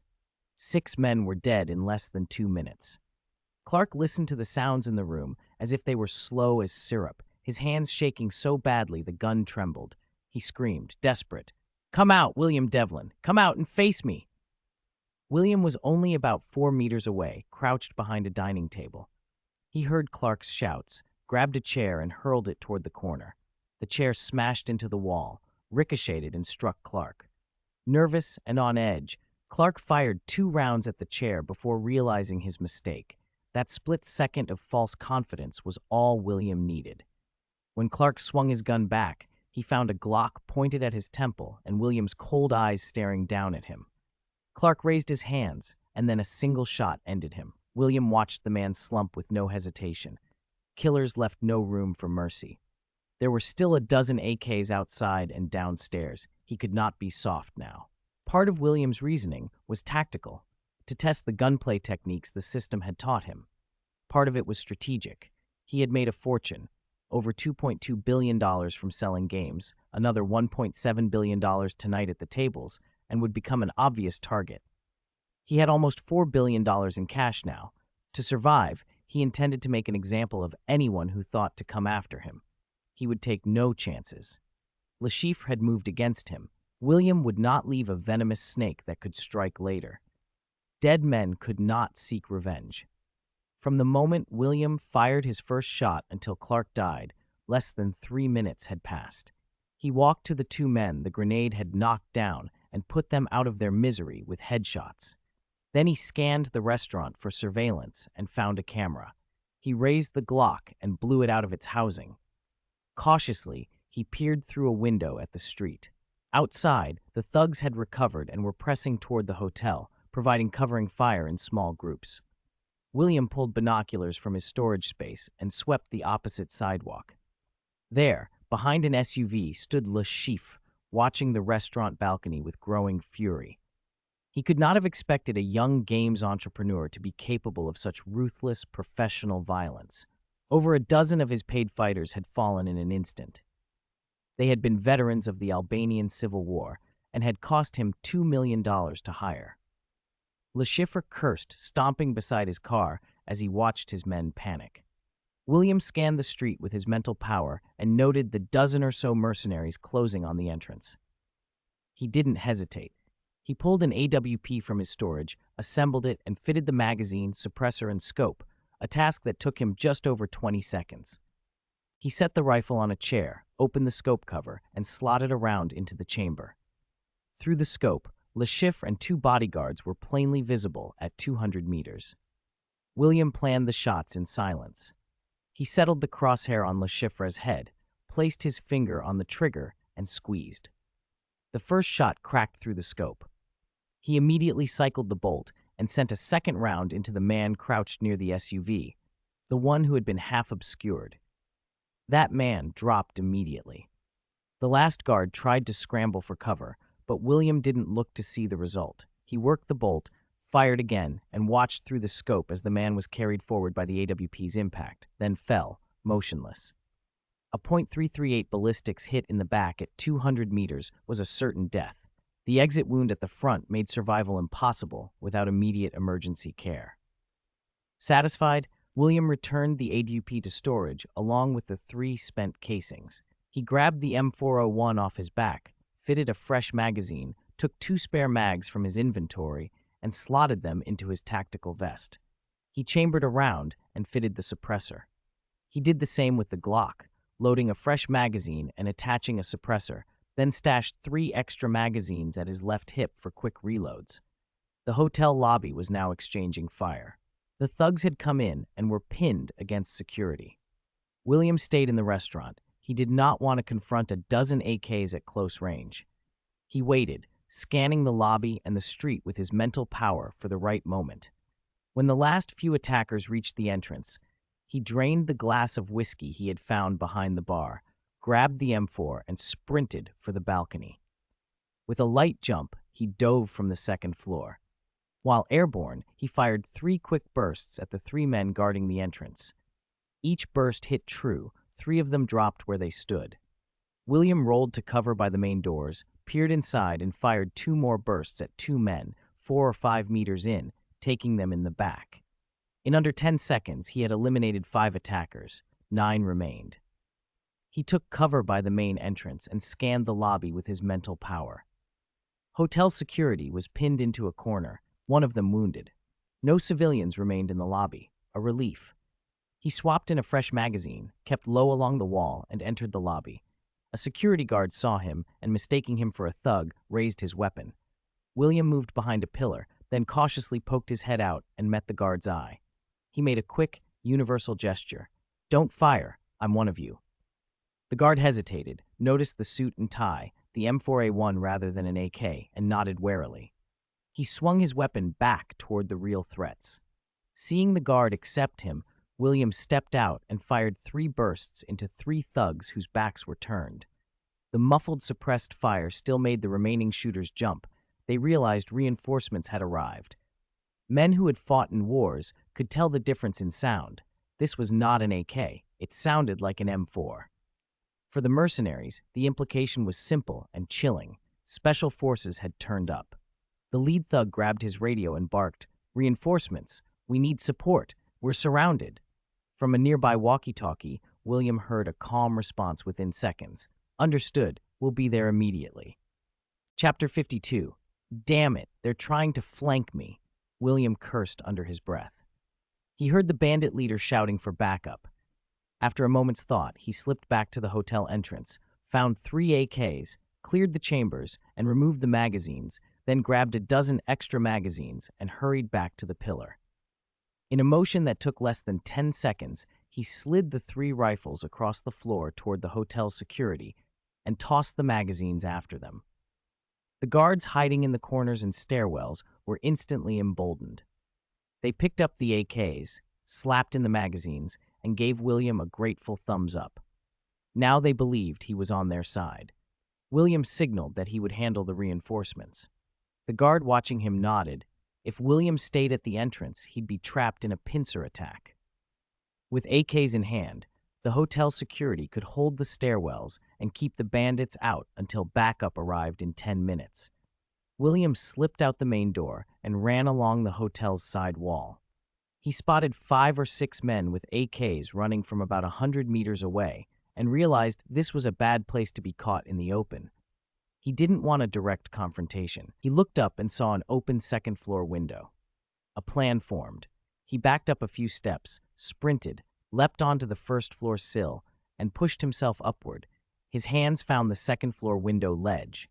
Using the upward momentum, he hauled himself over, hunched his body, and slipped inside the room, then crawled toward the window. The reinforcements were still over 60 meters away. William set his 4A1 within easy reach on the windowsill, drew his Glock 17 with his right hand, and hid by the window. The bandits ran along the side wall, paused to look, then, seeing no sign of danger, headed toward the hotel entrance with their backs to him. When all 6 were in his line of sight, William stepped into the open and fired. 6 rapid shots, each lethal, each a headshot. Some guests in nearby rooms watched, horrified. The man who had been gambling at William's table felt cold sweat break out on his forehead. He had a sudden, lasting fear of the calm killer in the hotel. William didn't linger. He grabbed his gun, dropped from the 2nd floor, reloaded with a fresh magazine, then heard AK fire from the street corner. Montenegrin police had finally arrived about 10 minutes after the first shots. He ignored the street battle and focused on the lobby. With the hotel security now armed, the bandits were cautious. No one was rushing forward. William and the guards communicated with hand gestures as he stepped into the lobby with his 4A1. He produced 2 flashbangs from his vest and signaled the security to be ready. They nodded. William bit off the safety pins and threw both grenades at the bandits' position. The blasts were devastating in the enclosed space. Even from behind a pillar 10 meters away, he felt nausea and pressure in his ears. When the smoke cleared and the bandits staggered, William stepped out and fired 5 quick shots with his Glock, each a headshot. The hotel guards in the stairwell were shaken. They hadn't expected such ruthlessness. These men, who now recognized William as the wealthy gambler who'd been staying at the hotel, looked at him with a mixture of awe and fear. William kicked the bandit leader's AK away, searched him, and found a Type 92 pistol, which he tossed aside.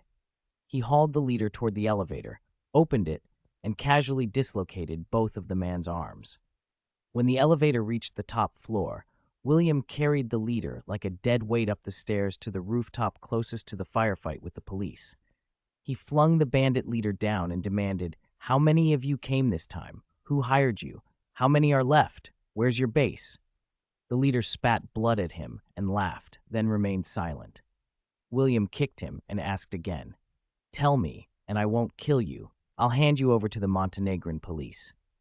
"Just kill me," the man sneered. "If the mission fails, I won't live. You wait. Our leader will make you and your family pay." Hearing the threat to his family, William's hand went to his Glock. He nearly pulled the trigger. He should have killed the man earlier, he thought, but the hotel staff downstairs had seen him drag the leader into the elevator. Killing him now would be difficult to explain to the police.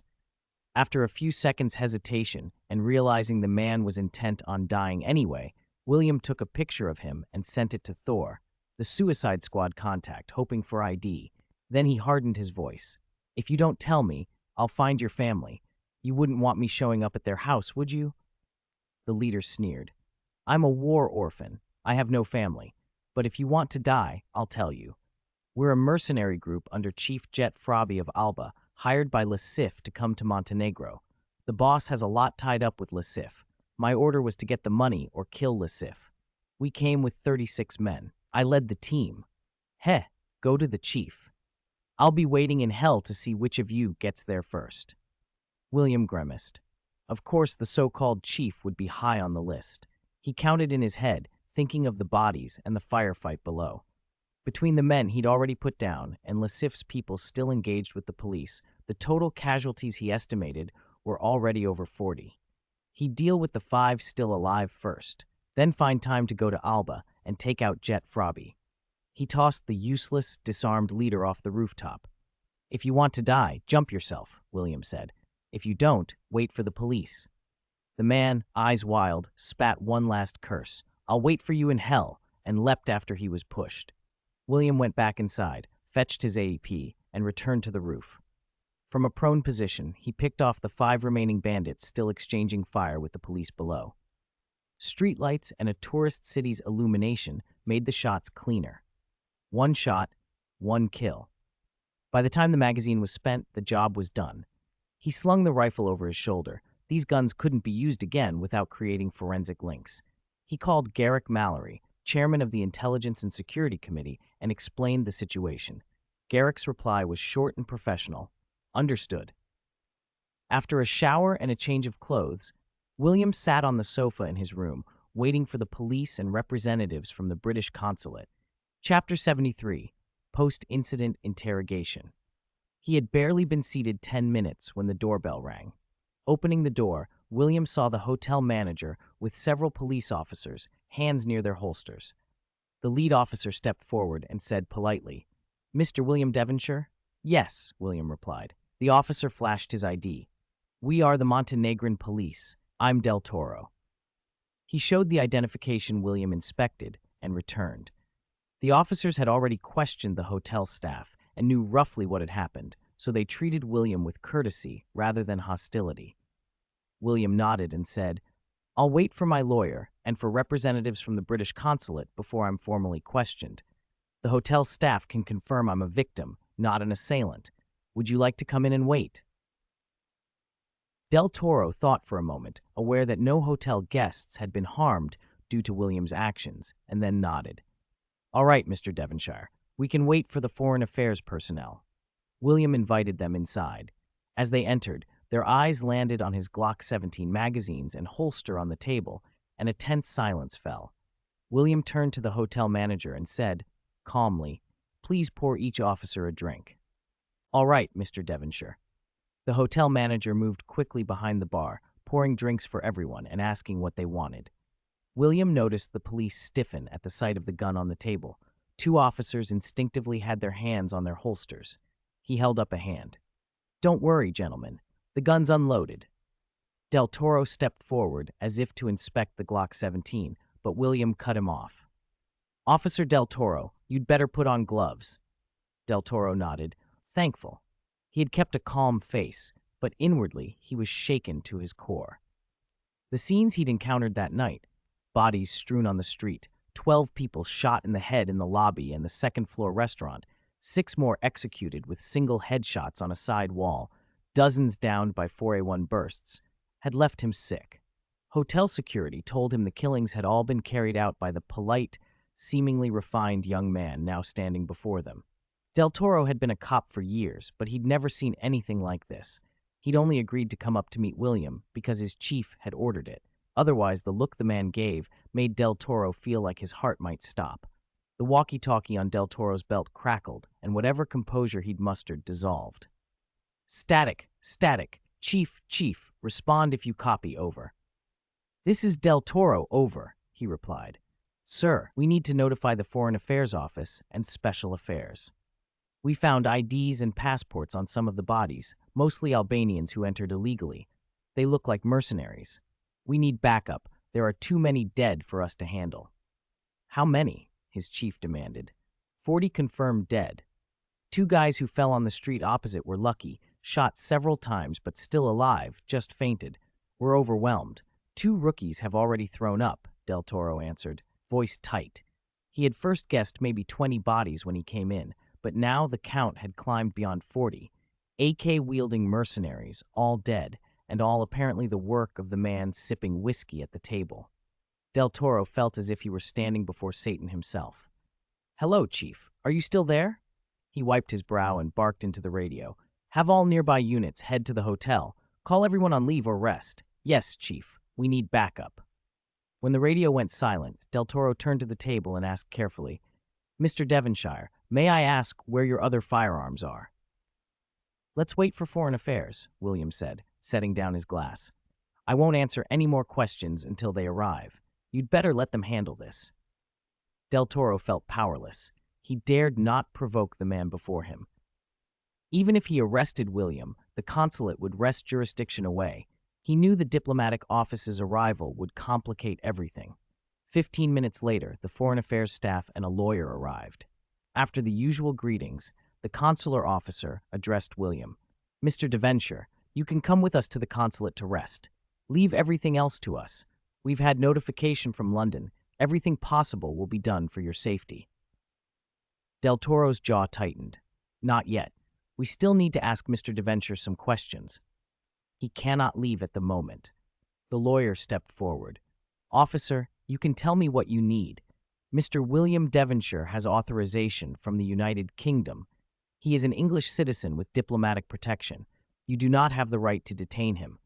If there are issues, we will coordinate with your foreign ministry. This matter is outside your jurisdiction." Del Toro knew the prima facie truth of the lawyer's words and felt a mixture of frustration and relief. "Fine," he said at last, "but Mr. Devonshire must surrender the weapons he used today. That's standard procedure. He is not authorized to use firearms in Montenegro, and I do have the right to request that he hand them over." William looked at the consular staff and the lawyer. When they nodded, he said, "All right, give me a moment. I'll get them. They're in the room." He went back into the suite, closed the door, and opened his storage. He wiped his fingerprints from the AWP and the 4A1 with a towel from the room and wrapped both rifles in a bedsheet. Then he opened the door and laid them on the table in front of Del Toro. Del Toro had expected as much. He'd known William would clean the weapons, but he also knew that with the Foreign Affairs Office claiming jurisdiction, pressing the matter further would be fruitless. Even if they found evidence, what would it avail? William had apparently killed AK-wielding thugs who had stormed the hotel and fired on police in the street. No hotel staff had died. No civilians had been hit. The publicity would be a headache, not a triumph. He sighed inwardly and said, "All right, Mr. Devonshire, you can go, but you cannot leave Montenegro yet. Everything has to be decided after we receive instructions from our superiors." "Thank you, Officer Del Toro. I appreciate your trouble," William said with a smile, shook Del Toro's hand, and left with the consular staff. They drove 10 minutes to the Foreign Affairs Office. After stepping out, William was handed a document and exchanged a few more formalities with the consul. He had been awake all night and wanted nothing more than sleep. Led to a room that resembled a hotel room, he thanked the staff and changed, then lay down with his phone and closed his eyes, pretending to sleep while he waited for Bond's call, unsure whether Bond had managed to rescue Linda Vesper. After about 10 minutes, his phone rang. "Hello, William. Where are you? Why are there so many police at the hotel? Are you all right?" Bond's voice carried urgency. William felt a small warmth at hearing it. "I'm fine. I'm at the consulate. Very safe." "Bond, did you get Linda Vesper out?" "She's rescued," Bond answered. "We can't come to the consulate. We're after Le Chiffre now. I don't have much time." "Don't bother," William said. "Le Chiffre's already dead." "Dead?" Bond snapped. "How did that happen? Damn, if Le Chiffre's dead, our mission—" "Don't worry. I'll handle it. I'll tell the Security Council I was the one who took him down. We'll talk tomorrow. I need to sleep. Bye." William hung up before Bond could reply and drifted off. But the night outside would not be peaceful for the city's lawmen.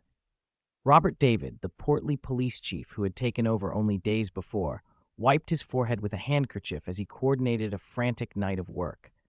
Too many people had died. He regretted accepting the job now more than ever. The shootings had occurred at night, which kept civilian casualties down. Hotel staff had hidden in the building once the shots started, and security had managed to evacuate the lobby and hold the main entrance. No hotel security had been killed. 2 suspects taken to the hospital could not be saved. If they'd lived and identified a mastermind, the political fallout would have been his problem. He had allowed his units to respond promptly and even engage in a shootout. He hoped that would shield him from blame. Still, facing the media tomorrow filled him with dread. 3 hours later, Del Toro gave him a full update and saluted. "The death toll is confirmed at 43, he reported. 18 were shot in the head with a Glock 17, 6 on the hotel's side wall, 5 in the lobby, 7 in the second-floor restaurant. 5 who engaged us on the East Street were hit in the chest by an AWP. On the street opposite the hotel, 3 were killed, 2 by AWP headshots and 1 by a chest shot. 11 on the hotel street were killed by 4A1 spray. 5 at the hotel entrance died of 3-round bursts to the chest. There was 1, possibly the leader, who fell from the rooftop. We don't yet know if he was thrown or jumped." Del Toro's face was pale. "Chief, we have a big problem. We don't know if anything was recorded. If someone filmed this, the trouble will be even greater." Robert David folded his hands and asked, "Are you sure it was all done by one person?" Del Toro nodded, voice shaking. "Yes. Ballistics matched the weapons we recovered. Hotel security carried 1911s and no other weapons were found at the scene." They both stared at the papers in front of them, the numbers and the horror refusing to make sense. If there were recordings, if images of the night's carnage surfaced, it would become more than a local case. For now, the facts stood cold on the table. 43 dead, and a single, terrifyingly efficient assailant who had left a city reeling.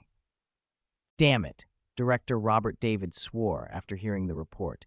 "Those damned Englishmen, making trouble in our jurisdiction. Now we have to clean up their mess. I don't know what the Foreign Affairs Department got from England to just let William Devonhill go." Del Toro, hearing his director's desire to apprehend William, hurried forward to plead, "Boss, we should hand this over. Are we really going to arrest William Devonhill? If he flips out, Not all of us together could handle him. I don't want to die. Just thinking about those people he shot in the head makes my stomach turn. Some of our men are still traumatized. Please, boss, don't do anything stupid." "Shut up, Del Toro. I'm not an idiot. I don't need you reminding me," Robert David roared. Inside, he wanted nothing more than to turn the case over, but he couldn't afford to show weakness in front of his men. After all, he'd only been director for 2 days. If he appeared indecisive now, how could he command them later? He held his composure, stared down his terrified subordinates, and gave the order he thought he could live with. "Issue an immediate ban. William Devenhill is not to re-enter Montenegro. Put him on a permanent blacklist. I don't want to hear or see any news about William Devenhill in Montenegro." "Understood, boss. I'll have someone take care of it right away," Del Toro said. "Best if he's sent away at dawn. If he stays, there could be worse trouble. 43 people died today. Most were mercenaries. If the accomplices of those bandits come here seeking revenge, if they show up on the streets, that will be a major problem. We can't always be so lucky that no citizens or tourists get hurt." Del Toro didn't want William in his jurisdiction for another second. He pictured the man who had killed 43 people, then calmly drank whiskey and chatted with them afterward, as if he'd stepped on a few bugs. William's method, close-range headshots, 3 bullets at a time, never missing, was ruthless. 2 men had been obliterated by a single AWP shot. No one even knew who they'd been.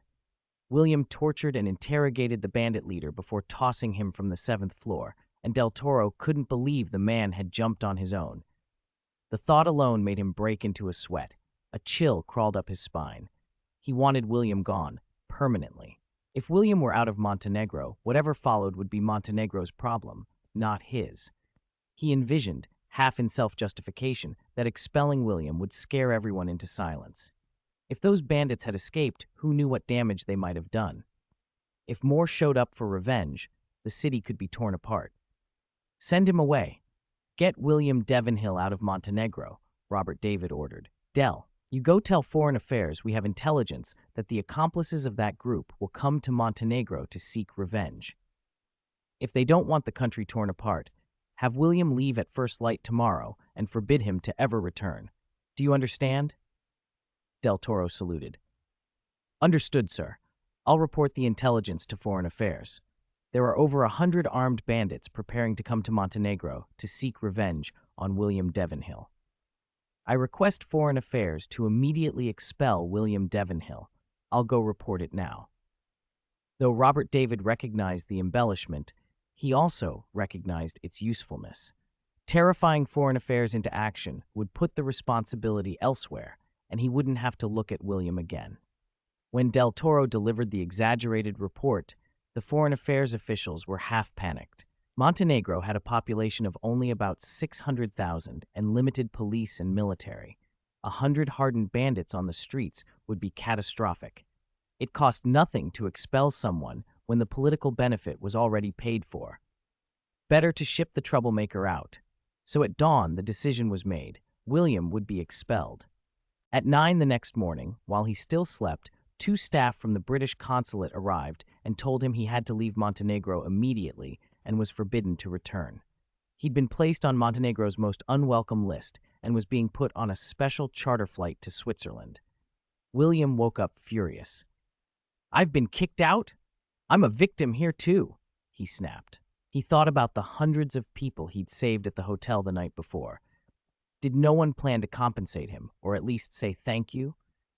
The young consulate staffer who delivered the news inwardly judged William shameless and cold-hearted. "I've worked in Foreign Affairs a long time," he thought, "and this is the first person I've met who's so brazen." For a fleeting second, he considered recommending William to his superiors, but then decided the man was a jinx. Better not to invite trouble. Before William could grab breakfast, consulate staff had him on a plane to Switzerland. The Montenegrins had even chartered a special flight and paid about $10,000 to send him packing. William, who had been thinking about buying or building a mountain retreat in Montenegro, saw that plan evaporate along with any hope of returning. On the flight to Zurich, William opened the file the British consul had left him. The folder contained a dossier on a mercenary leader named Jet Froby, an Albanian boss involved in smuggling and trafficking women to Europe. The documents painted a brutal picture. This group and several other Albanian gangs worked European airports and preyed on young women from Asia and the Americas. They'd use charms and lies to lure girls who couldn't afford decent hotels, kidnap them after they disembarked, and control them with drugs. Many ended up as streetwalkers under their control. The luckiest, or rather the most valuable, could be sold to underground auction rings in Europe, where virgins could fetch hundreds of thousands of euros. Hundreds of thousands of girls go missing across Europe and America every year. These underground networks were part of the reason. William read the file with growing anger. People who profited from human lives deserved to die, he thought. Let God handle forgiveness. What mattered was catching them. If he ever ran into such men, he wouldn't show mercy. If they were arrested at an airport, drown them in a toilet. If caught in a forest, hang them from a tree. If found on the street, run them over. The violence of his thoughts was a raw expression of his fury. An hour after landing in Zurich, William called the Four Seasons and booked the presidential suite. Less than 20 minutes later, he was in the hotel's Rolls-Royce. The car was a stately thing, not yet the later famous Phantom, but William found himself entertaining a ridiculous thought. Perhaps he could commission his own exclusive version someday, emblazoned with a flying car emblem reserved only for him. He laughed at himself and dismissed it. The Rolls took him to the Zurich National Bank, where a vice president had been waiting on his call. "Mr. Devonhill, a pleasure to meet you. I'm John Grace, vice president of National Bank," the man said, offering his hand. "Pleasure to meet you too, Mr. Grace," William replied. John gestured to a bald, middle-aged man standing behind him. "This is your dedicated client manager, Felix." "Hello, Mr. Devonhill. I'm Felix. Pleased to meet you," Felix said, his voice carrying the excitement of someone who thought he might be part of something big. Chapter 55. He was William's dedicated client manager. His job was to provide William with anything he wanted and to satisfy all his needs, provided, of course, that William kept his money in the bank's Swiss account. "Hello, Felix. This is our first meeting. It's a pleasure to meet you. I'm very satisfied with your service," William said. "Thank you, Mr. Devonshire. Thank you for your trust. I'll do everything in my power to fulfill your requests," Felix answered eagerly. "Please, Mr. Devonshire, let's go to my office and talk," Jean-Pierre Gris said, and led William inside. After the secretary served coffee, William got straight to business. "Mr. Gris, I have great confidence in your bank. If you can meet my conditions, I will name your bank as the sole institution for this operation." Jean-Pierre nodded. "Of course, Mr. Devonshire. We will do our utmost to meet your needs within the bank's capabilities. We're the safest and most discreet bank in Europe. Choosing us will be the wisest decision." "All right. I have $94 million in cash in England. I'll use it as collateral to borrow $90 million from your bank. No problem, right?" William asked. "In principle, no problem. This is cash," Jean-Pierre replied. "But once you borrow from our bank, the cash held in England will need to be placed under our supervision." "That's fine," William said. "Second question, can I transfer the funds I have in Montenegro to your bank now?" "Of course, Mr. Devonshire. You don't even need to go to other banks. Just provide the password you used in Montenegro, and we can move that $1.7 billion into our national bank in less than 10 minutes, Jean-Pierre said. "Okay." William did a quick mental calculation. "So, with the $13.6 billion I already have on deposit with your bank, my cash balance at your bank will be $39.56 billion. Jean-Pierre's eyes brightened. "Yes, Mr. Devonshire, I've always admired you as a genius, but hearing of your wealth again makes me want to praise you personally. You are truly a remarkable young man." William laughed despite himself. He recognized the flattery for what it was. "Thank you. I'm here to discuss another matter, the futures margin ratio I can get from your bank." Jean-Pierre's smile faltered slightly. He had expected something along those lines. "Mr. Devonshire, currently in Europe, the general margin ratio for futures is between 3 and 8. As a major client, the best I can offer, without board approval, is 5. Anything lower will require us to consult the board." "5 is too high. I want 3, William said. "That's impossible, Mr. Devonshire. A margin ratio of 3, that's a 333x leverage, cannot be offered for stock index futures. The risk is enormous. If the index swings sharply, positions can be wiped out in an hour or two.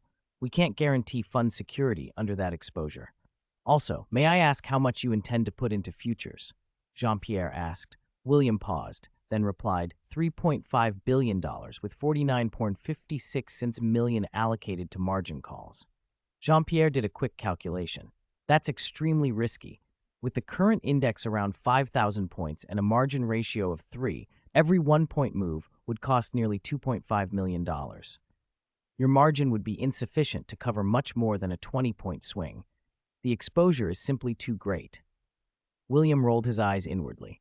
Who would come to a bank if they wanted no risk? He calculated more carefully. The Nasdaq was just above 5,000 points now. In 5 days, on March 7th, it would hit its historical high of 5,048. With $3.5 billion at a margin ratio of 3, he could buy 9,039 lots of the stock index. A 1-point fluctuation would be about $2.23 million. His $49.566 million margin would cover more than a 20-point move, enough for his plans. He decided to sweeten the terms. You're worried that my margin could suddenly be wiped out. Fine, I'll sign a contract authorizing you to force close my positions if the margin account falls to 90% of its required level. That 10% buffer gives you time to liquidate without suffering losses. Besides, I have $3.5 billion of principal in my account. Even a 100 or 200-point swing won't bankrupt me. At worst, I lose half. If this still doesn't convince you, I'll take my business elsewhere. Jean-Pierre hesitated, thinking it over. Mr. Devonshire, it's almost noon. How about Felix accompanies you to lunch? By the time you return at 1, I expect we'll have an answer on the margin ratio. That sounds good. It's my first time in Switzerland. Having a local guide will ensure I get authentic cuisine. I'll await your decision. True to form, Felix escorted William to a fine lunch, Zurich veal with roasted potato wedges, baked cheese, and a delicate seafood bisque. The food was excellent. At precisely 1, Jean-Pierre called. Mr. Devonshire, the board has approved your request, a margin ratio of 3, with liquidation if the margin call drops beyond 90%. Congratulations. William had expected the bank to accept. With the Nasdaq near record highs, many were bullish, and the bank believed he shared that view. He didn't disclose his strategy. When can we draft the contract, he asked. Right now, Mr. Devonshire. We can start immediately. Okay, I'll be there shortly. See you soon, Mr. Devonshire. Back at the bank, William turned to Felix. I need the best law firm in Switzerland to meet me at the bank right away. $100,000, half an hour. Can you arrange it? No problem, $100,000. Consider it done, Felix said, then stepped away to make a call. 5 minutes later, he returned. It's arranged. Let's go. 20 minutes after that, William returned to find the lawyers waiting. He shook hands with the Swiss legal team and with Jean-Pierre Gris, and negotiations began. 3 hours later, after several revisions and legal clarifications, the contract was signed shortly before 5. William then turned to Jean-Pierre. Gris, I need your bank to prepare a professional trading team of 10 people for me tonight. No problem, Mr. Devonshire. I can provide our best team, Jean-Pierre replied. Felix will arrange everything. Our fee is 5% of profits, or a daily employment fee of $100,000. William considered and counteroffered. If there's a loss, I'll pay the daily fee of $100,000. If there's a profit, I'll still pay $100,000 per day, plus 1% of the profit. I also require the strictest confidentiality. He turned to the lead attorney. Can I add a clause to the confidentiality agreement stipulating that leaking information will result in at least 20 years in prison, Lawyer Simon? Lawyer Simon thought for a moment. Legally, criminal penalties depend on the consequences. If a leak causes significant financial loss, yes, that can justify severe sentences, but for smaller losses or mere reputational harm, it's up to the court. However, if you're willing to pay a substantial signing bonus, I can structure the contract so that any breach triggers clauses with criminal referral and sufficient evidence to make prosecution for a long sentence likely. How much signing bonus? William asked. 1 million Swiss francs per person, roughly 1 million US dollars, Simon replied. Can this be arranged, Grice? William asked. Of course, Mr. Devonshire. Even without that bonus, I can assure you none of our bank's employees will leak anything, Jean-Pierre said. William didn't trust bankers' guarantees. These men were clever predators, successful precisely because they put money first. He preferred concrete incentives. An hour later, 10 traders arrived. Lawyer Simon explained William's terms: a $1 million signing bonus upon signature and daily pay of $100,000. Not one of the 10 hesitated. By the time contracts were signed, it was already 7 in the evening. William and Felix treated Lawyer Simon to dinner at a Michelin 3-star restaurant. Afterward, William wrote a check for $100,000 and handed it to Simon at the table. Simon accepted it with a smile. Thank you, Mr. Devonshire. In Switzerland, if you have any trouble, come to us. Our firm is the best, and we can solve anything as long as you can afford it. William inwardly smirked at the blunt truth. Thank you. Good night, Lawyer Simon, he said, shaking hands with Simon and his team. The 10 traders were already in a confidential VIP room at the bank preparing. When William entered, he found them resting on sofas and recliners with their eyes closed. He didn't disturb them. He chose a chair and sat down, poured himself a glass of whiskey, and took a sip. His phone rang. He answered quickly. Give me 10 seconds. He stepped into the hallway and, taking the call, said, Hello, who is this? Chapter 56, William answered his phone. Hello, who is this?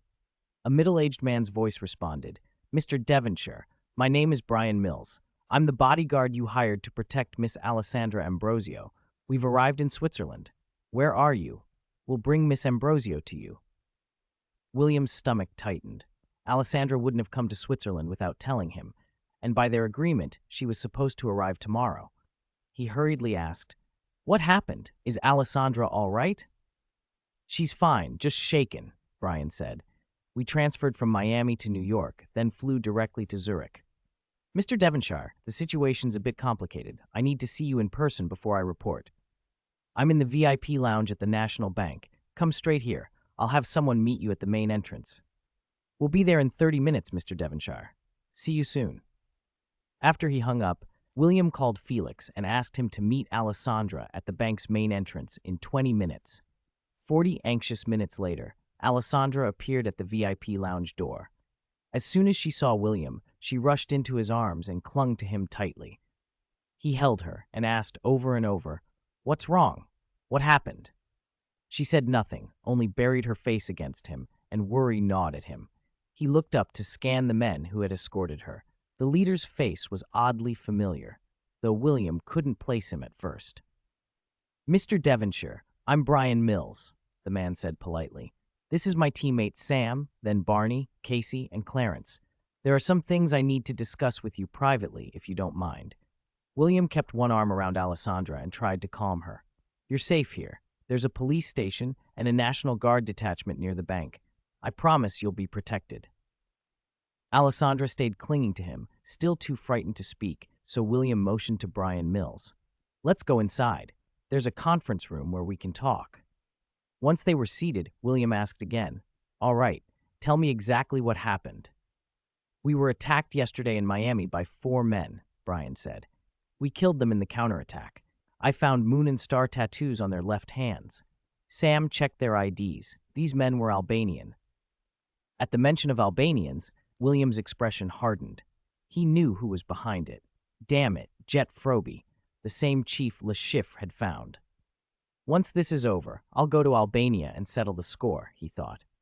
Brian noticed the look on William's face but said nothing while Alessandra continued to cling to him. William thanked Brian and his team. I appreciate you protecting her. You're welcome, Mr. Devonshire. You hired us. It's our duty, Brian replied. Now that Miss Ambrosio is safe with you, our mission is complete. We should be going. Wait. William stopped him. The guards looked puzzled. They thought he was about to complain. Don't worry.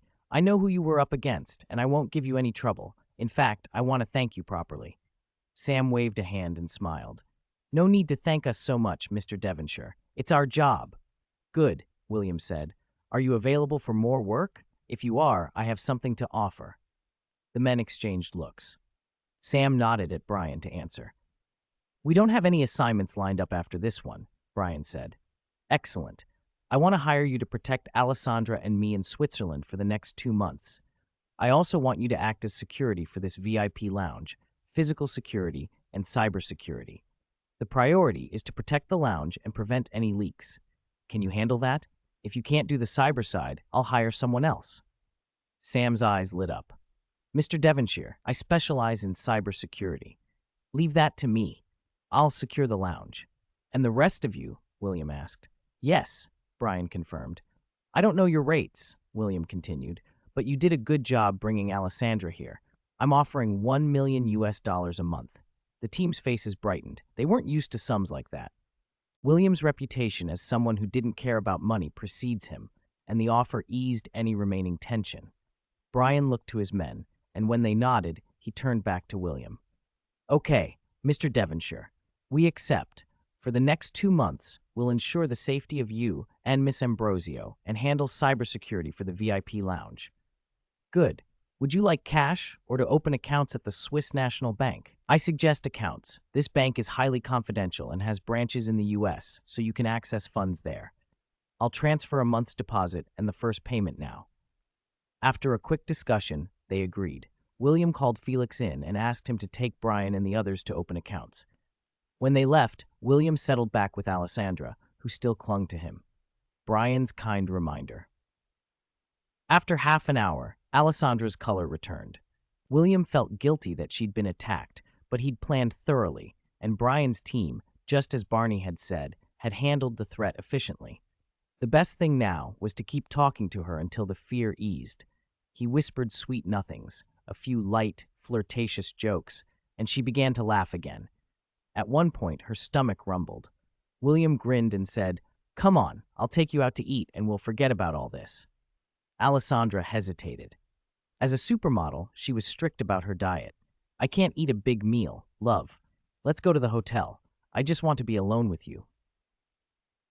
"I have something important coming up, but I can stay for a bit. And you're not skipping a meal. I'll order you a salad." William used the bank's private concierge service, an exclusive lifestyle consultant service modeled on premium cards. The annual fee was high, but for him, it was worth it. The salad and a glass of red wine helped. Alessandra's mood improved noticeably. She talked normally again and even acted a little spoiled. They drank and chatted in the VIP suite until Felix knocked on the door. "It's 3 a.m. Swiss time," Felix said from outside. "The American market opens in half an hour. Everyone's ready and just waiting for your instructions." "I'll be right there," William told him. He turned to Alessandra. "You can sleep here if you want. The arrangements here are better than a hotel. I have to work now." Alessandra clutched his arm. "No, I can't sleep. Too much plane time. I want to see what you do." William thought for a moment. Tonight was practice, mostly buying up positions, nothing secret. The real concern was the short selling. "Okay," he said. "You can come, but don't talk in the trading room and tell me right away if anything feels wrong." "No problem," she said, kissed him, and took his hand to walk into the trading room. Inside, Sam had already set up 7 or 8 monitors and several servers in a corner, fingers flying across keyboards. Barney and the others swept the room with handheld detectors, and Brian stood by the window with a spotting scope, scanning the distance. They had transformed the space into a professional, secure operation in a matter of hours, evidence of resources and connections William recognized and appreciated. "How much did all this equipment cost?" William asked Brian. Smiling, "I'll reimburse you." Brian Mills chuckled. "Thanks, boss. I won't be polite. More equipment will arrive in a few hours. That'll cost roughly $200,000. Switzerland is neutral. We don't have gun permits here, so we had to call in favors for special permits. That's the expensive part. The equipment itself won't be more than a few tens of thousands." "Fine. I'll give you $250,000 in cash. Buy whatever you need. Don't skimp," William said, then turned to Felix. "Felix, get me $250,000 in cash. I'll use my card." "All right, Mr. Devonshire. I'll make the call now. Should be ready in half an hour," Felix replied. Brian's face lit up at the sound of someone else covering the bill. He liked William already, generous and easy to deal with. He didn't know the details of William's trouble, but this was good news for him and his team. They were retired professionals now. Work was about the money. With money, he could do what he wanted and spend better time with his daughter, even if they weren't particularly close. His ex-wife had remarried a wealthy contractor. Their daughter lived like a rich girl. Brian had the skills, but he'd never had the money to match, and the awkwardness of that stuck with him. The gifts he brought his daughter were modest, a few $100s at most. The idealism had faded with age. 2 decades of special operations had exposed him to too much darkness and blood. Now everything he did was for his daughter. This job William offered was nothing compared to some of the missions he'd pulled off. It was simple and paid well, a good gig. Brian lowered his head and said, "Boss, you should still be careful. Miss Ambrosio was there before, so I couldn't be too clear. The men yesterday were from an Albanian trafficking gang. You can spot them by their moon and star tattoos. They have lots of members, and they do an eye for an eye. They're revenge-driven. We killed 4 of them yesterday. They won't likely let that go. If you can, call Barney and the others. The expendables are heavier hitters than us and more professional with emergencies. If we have to split forces to protect you and Miss Ambrosio, 5 of us might be short." William looked at Brian's earnest face and felt something like gratitude. He couldn't place where he'd seen Brian before, but the man's demeanor and the way his team handled things marked veterans of long service. They seemed dependable. Whether they'd prove so in the long run, only time would tell. "Thanks, Brian. I'll be careful. I'll avoid crowded places while I'm here. When I'm done in Zurich, I'll deal with Jet Frobe from Albania. He won't be around much longer," William said with calm confidence. Brian was surprised to hear William speak as if taking down Jet Frobe, a longtime leader with thousands of fighters, were a simple matter. William noticed the look and didn't elaborate. He had a plan, and if necessary, he would spend millions to execute it. In Montenegro, one man had taken out 42 AK-wielding mercenaries in just over 10 minutes. The police had said 43, but one had jumped from a building. That kind of reputation was a deterrent. William wasn't dumb. He avoided straight fights. He relied on mental scans, ambushes, traps, flashbangs, grenades, long-range sniping, and every tactical advantage he could get. In a city fight at close range, he'd make sure he could ambush others, and no one could ambush him. "Barney and the others are in England protecting my mother. They can't come," William added. "Don't worry, I'll conceal my whereabouts as best I can. This is the Swiss National Bank. A fully armed security company is only 200 meters away. Nobody picks a fight here. If anything happens, your priority is protecting Alexandra. I can handle myself."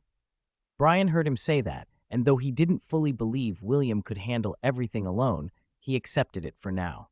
If things went south, Brian decided he'd protect William personally while his team took care of Alexandra. "All right, but if it's just us, we'll need better gear. Small handguns won't cut it. I'll see if I can source level 4 body armor or similar," Brian said. William waved him off. "No need. Tell me what weapons you want. I can get you standard-issue arms delivered tomorrow." That surprised Brian again. Standard-issue weapons delivered to Switzerland fast? William's reputation rose in Brian's estimation. He wasn't just some rich kid. Brian cleared his throat. "Forgive the impertinence, boss, but do the nobility still have such pull these days? I thought nobles were struggling now." William rolled his eyes inwardly. He knew nobility wasn't what it had been, but influence could be hidden, and he was part of that hidden power. "As long as you have money, can't you buy most things? You're a former special agent with your channels. Families that have been around for hundreds of years have channels too." "All right, that was a stupid question," Brian muttered, slapping his forehead. He recovered quickly. "Okay, boss. I need 5 M4A1s, some 92s, body armor, and a basic load of ammunition." "No problem. Fast delivery," William said, and immediately messaged Bond. Besides Brian's request, he asked Bond for 2 Glock 17s and a fully equipped AWP. William trusted Bond to help. They'd gotten on well these past days, and Bond still needed William to put in a good word for him at the Security Council. Bond texted back less than 20 seconds later. "Understood. Arriving in 5 hours, plus $150,000. Thanks." That made William grin despite himself. Bond would pocket at least 70 grand of pure profit, darker than the black market, but time was more important than money. William felt uneasy without firearms within reach. The sum was small change to him now. A few meters away, Felix announced, "Mr. Devonshire, the market is about to open." William walked over to Alexandra, who had been taking in everything in the trading room with wide-eyed curiosity, slid an arm around her waist and asked, "Do you understand, my dear?" Alexandra, half annoyed, playfully slapped his shoulder. "You're so annoying, William. You know I don't understand. You came over here and just whispered with Brian. What secrets could two big men possibly have?" William laughed. "It's security, my dear. It's not for you yet. I don't want any mistakes. In a few days, you'll see what I'm up to." "The market is open, Mr. Devonshire. NASDAQ is at 5,003. Do you want to buy?" Felix shouted. William thought for a beat. He remembered the pattern. After NASDAQ hit 5,000, it had surged to 5,030 the next day and then hovered around there. Today looked like a good opportunity to test the waters. Buy. Go long for 3.5 billion, 5% margin. Understood. A dozen traders furiously worked their terminals. Half an hour later, all the orders were placed, and the NASDAQ had already climbed to 5,007. There were too few bets on a drop. Being in the national bank gave them access to counterparties they otherwise might not have found. Felix printed the confirmations and handed them to William. All $3.5 billion have been placed. With a 5% margin, the average entry point is 5,005. William scanned the report and did the math in his head. "So I've bought 5,594 lots of index futures. One NASDAQ lot is 250 news. If it rises by 1 point, I'll make nearly $1.4 million. "Yes, Mr. Devonshire," Felix confirmed. "A 5% margin is 20 times leverage. For every point it rises, you'll gain $1,398,500. Alexandra, listening, went pale. The idea that a single point in the index equaled more than $1 million made her grab William's arm and stare wide-eyed. "Don't be nervous," William said, still calm. Before he finished, a trader yelled, "Up 2 points, 5,009. Another point." William couldn't help smiling. "Up 5 points, that's already about 7 million. I told you not to be nervous. I don't do things I'm not confident about." Alexandra stared at the big screen and then at the calculator in her hands. "What if it falls? Oh God, this is making me so nervous. What do we do, William? Shouldn't we sell and lock it in?" By 11 a.m., New York time, the NASDAQ had risen to 521. Alexandra, eyes wide, blurted, "How is this possible? William, you've made 22.37 million in 2.5 hours. Money can be made that fast?" She dove into William's arms. "This is amazing, William. You're a genius. Why don't we sell now? We've already made so much. Once we sell, it's ours." Chapter 58. William held Alexandra, kissed her forehead, and chuckled. "It's still going to rise. Trust my judgment. I'll be careful. Don't worry." "Felix, order takeout. I'm hungry," William said calmly to Felix. Being reborn was the ultimate advantage. Knowing the outcome left no reason to panic. "All right, Mr. Devonshire. I'll call right away," Felix replied. By the time they finished their late snack, it was already 2 p.m. Eastern. The NASDAQ shot up to 5,028 points right after the afternoon session opened. William called across the trading room, "Get ready. Start selling contracts at 5,029. "Got it," the traders answered in unison. 10 traders tapped furiously at their keyboards.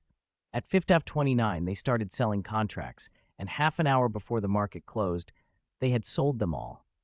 William took the report Felix handed him and laughed aloud. Today he'd made $33.56 million. The NASDAQ hit 5,030 points and then bobbed around the 30s for the last half hour. William turned and hugged Alexandra, kissing her deeply. She returned the kiss with equal excitement. For several minutes, they were oblivious to everyone else. When they finally broke apart, William announced to the trading room, "Everyone here today gets a $100,000 bonus, and we're going out for a big celebration tonight. My treat." "Long live Mr. Devonshire," the 10 traders cheered. Today, besides their $100,000 pay and their 1% share of the profit, totaling $330,000, William handed out an extra $1,000 in bonuses. In just a few hours, each trader walked away with roughly 1.33 cents million, far more than a usual month's haul. Sam, Bernie, and the others beamed and asked, "Mr. Devonshire, Do we get some too? Of course, everyone here does. After the market closes, we're all going out, William replied. Hooray! You're so generous, Sam shouted, flattery in his voice. William hugged Alexandra and said, Let's go, my dear. After dinner, we'll check into the Four Seasons, then head to Mount Titleist for some skiing. The trial run had gone perfectly. Now all they had to do was wait for the NASDAQ to peak, and then the real plan would begin. Alexandra nodded quickly. Felix, you and the team will have paid leave for the next few days. I'll call when it's time to move. And later, take everyone out. On me, William said. After dinner, William took Alexandra, Brian Mills, and 5 others to the Four Seasons Hotel. Once they'd enjoyed a grand meal and checked in, William read a message Bond had just sent and told Alexandra he needed to go down to book a helicopter and a Mount Titleist cabin. Alexandra, prudent and trusting, didn't press him.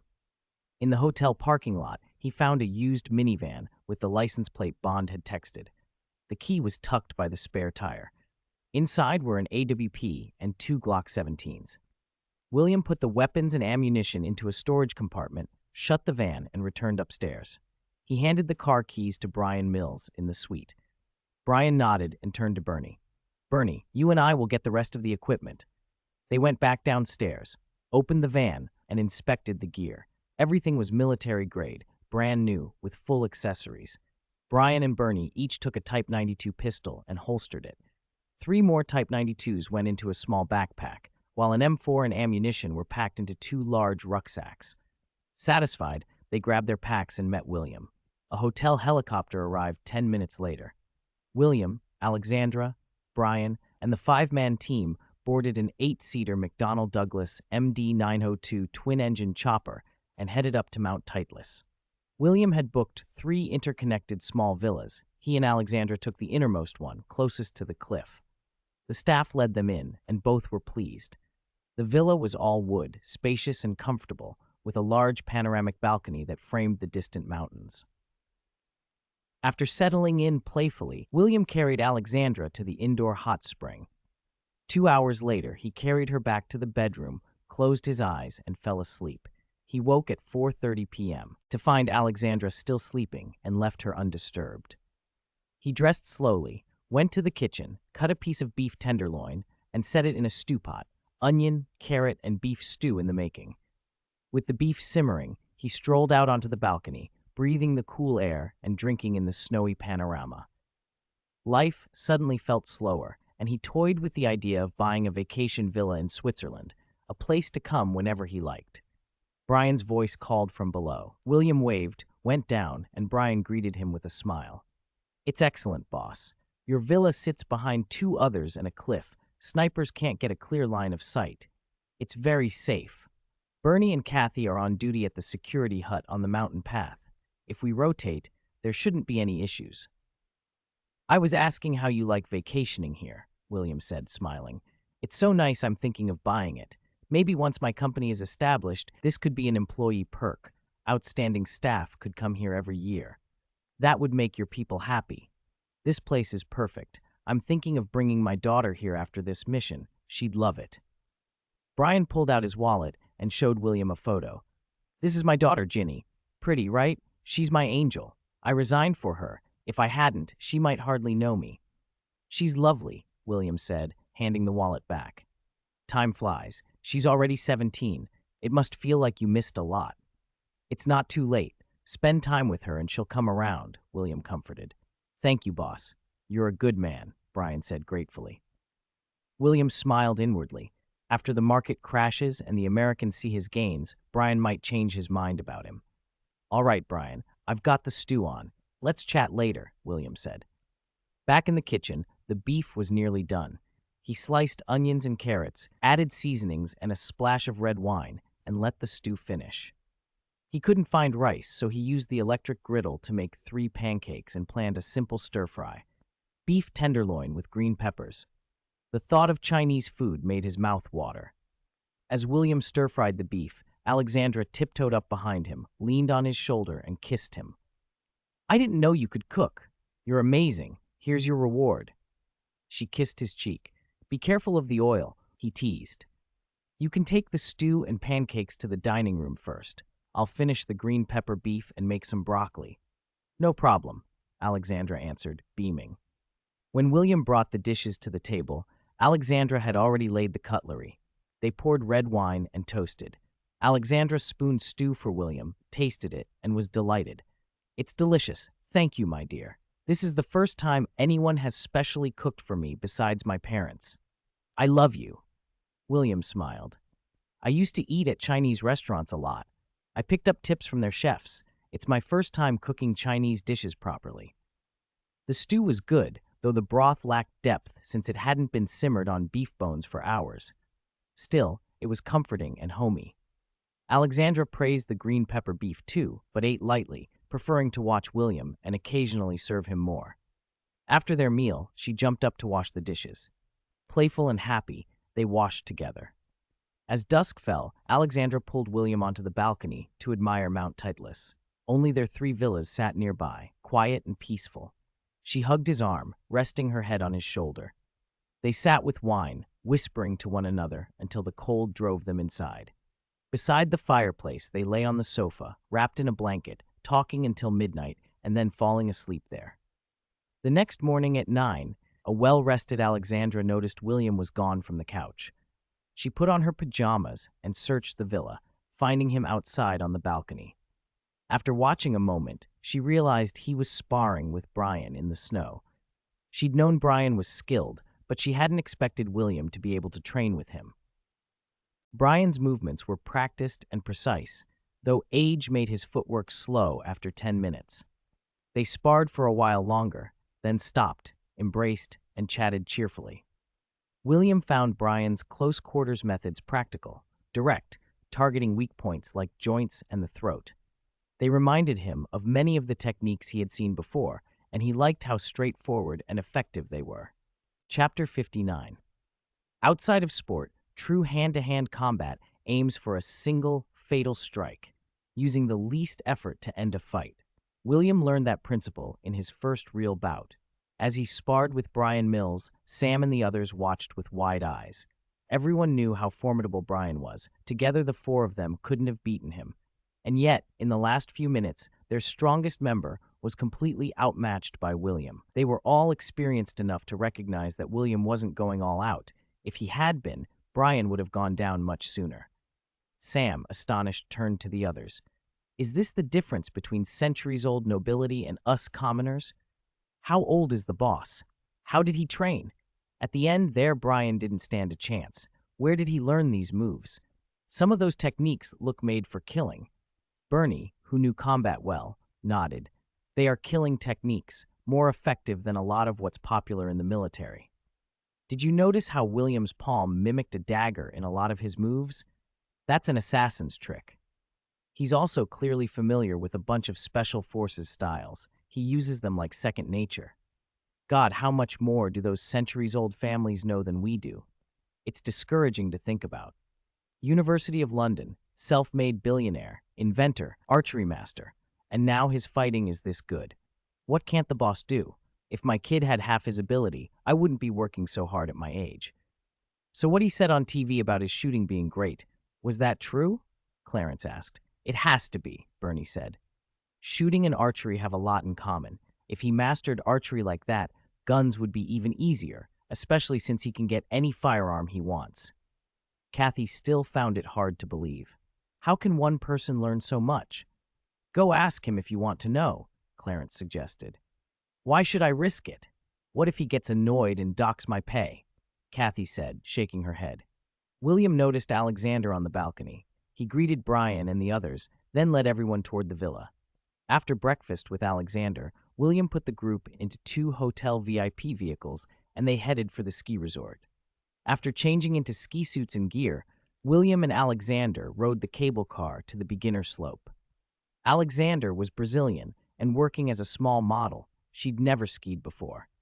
William, in his previous life from Xizang in the Great Celestial Dynasty, had never skied either. They hired an instructor and spent the whole morning learning. By noon, William was already carving down the slope on his own. Alexander watched him, so good after only a few hours, and stubbornly insisted he teach her instead of letting him go off alone. When William hesitated, she hugged him, pouted, even deliberately pushed him down so she could flop on top of him, laughing at herself. It was playful and easy between them. They skied all day, stopping for food and coffee when tired, then heading back out until dusk. William found he loved the speed and the fresh, cold air.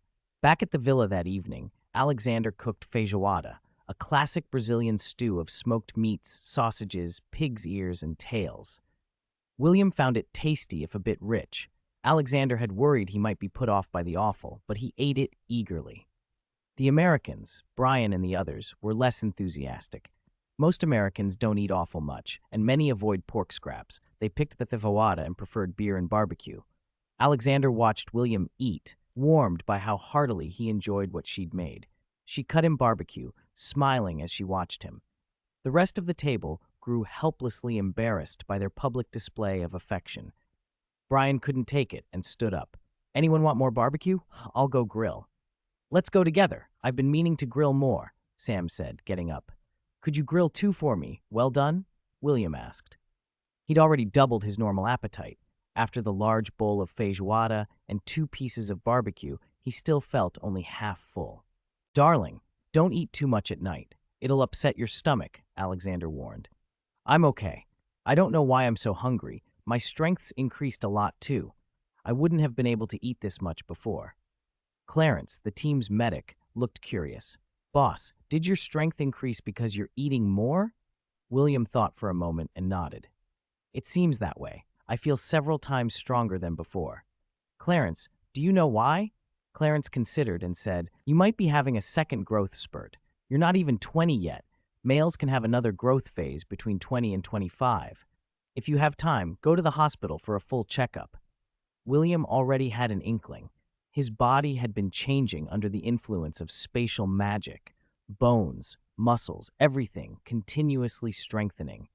After the transformation period, he expected his appetite to settle back out. "Okay, I'll get a full check when we get back to London." After dinner, they stayed in the dining room with beer, chatting.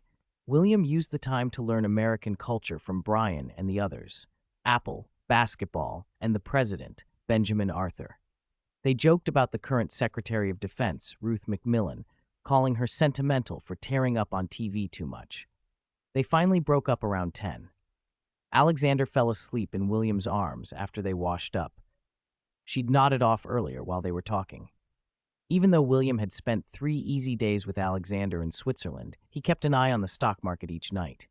Nothing had changed from his previous life. So far, everything was familiar, which calmed him. On the evening of the 6th, he called Phillips. "Hello, this is Phillips. Mr. Devonshire, how can I help?" Phillips answered. "Phillips, the holiday's over. Gather the people. Work resumes tomorrow." "We'll be ready, sir. See you tomorrow." The next morning, William arrived early at the National Bank's VIP lounge. 10 traders were already there, anxious. They sensed this would be bigger than last time. Brian and the others had swept the lounge with anti-eavesdropping devices. Sam had checked the network security. Sam gave William a thumbs up. Everything was clear. William took a glass of Chateau Latour and stood by the window, staring out at the distant forest, feeling an intense mixture of nervousness and excitement. Opportunities like this came once in 8 to 10 years, and the odds of winning were high. Most people couldn't imagine why the NASDAQ would crash. The true cause wasn't tech stocks alone. The real drag was biotech stocks. An insight only proved obvious in hindsight. Everyone in the room saw William's expression and knew something big was coming.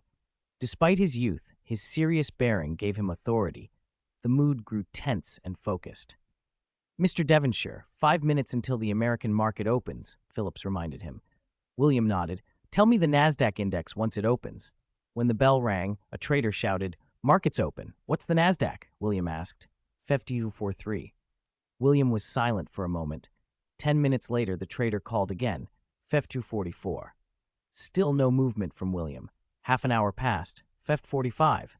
"How's volume?" William asked. Phillips answered quickly. "Very light. The market is full of buyers. Sellers are scarce." That was the signal William had been waiting for. He made his decision. "Put in a full short. 3.5 billion, 3% margin, 3-month futures," he ordered. The room froze. "What did he say?" "Is that right? Did I hear that correctly?" Short sell? How is that possible? For a moment, no one dared to act. Mr. Devonshire, are you sure?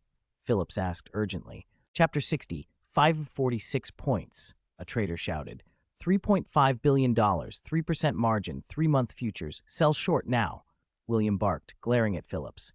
Do it, or you're all fired. I'll do it myself. Phillips flinched under William's stare, then snapped to attention. Understood, Mr. Devonshire. He turned to the trading floor and yelled, Sell short, quick, 3-month futures, 3% margin, buy $3.5 billion worth, now. The room sprang into motion. 10 traders hammered at their keyboards. 5,047 points. Someone just placed a massive sell order. Trading volume is spiking. The ticker operator called out. William shouted again, Sell short. Move. He knew he wasn't the only one bearish, and if he didn't move now, he wouldn't be able to secure such a large position. Right now, about 80% of the market believed the Nasdaq would keep rising, but it had stalled below 5048. William grinned. This was exactly the window he'd been waiting for. Momentum trading and crowd psychology were on his side. Futures only work if someone takes the opposite bet. When the market was euphoric and leveraged to the hilt, that was the ideal time to short. By using 3% margin, his $3.5 billion translated to about $106.6 billion of exposure, roughly 33x leverage. He was selling 9,760 lots of 5,048-point index futures. One lot was $250, so each point the index moved would cost or gain him $2.44 million. He wasn't scared of a short-term rise. With the $33 million he'd earned a few days earlier, he now had $82 million available for additional margin. As long as the Nasdaq didn't jump 40 points, he wouldn't be forcibly liquidated. In the year 2000, the sellers had an edge. The market had been propped up by borrowed money and speculative fervor. Confidence was fragile. Some small shock could crack it. Individual investors had borrowed heavily. Many had no margin room left. Institutions and funds were speculating too. Stock valuations were inflated several times over. It was a sandcastle. Done. 500 lots. France, came a shout. 800 lots, England. 300 lots, U.S. 200 lots, U.S. From the National Bank's trading hall came the steady sounds of fills being reported. Institutions and financial houses from America, France, and England were taking the other side of his short, betting the Nasdaq would climb. How many buyers from Japan?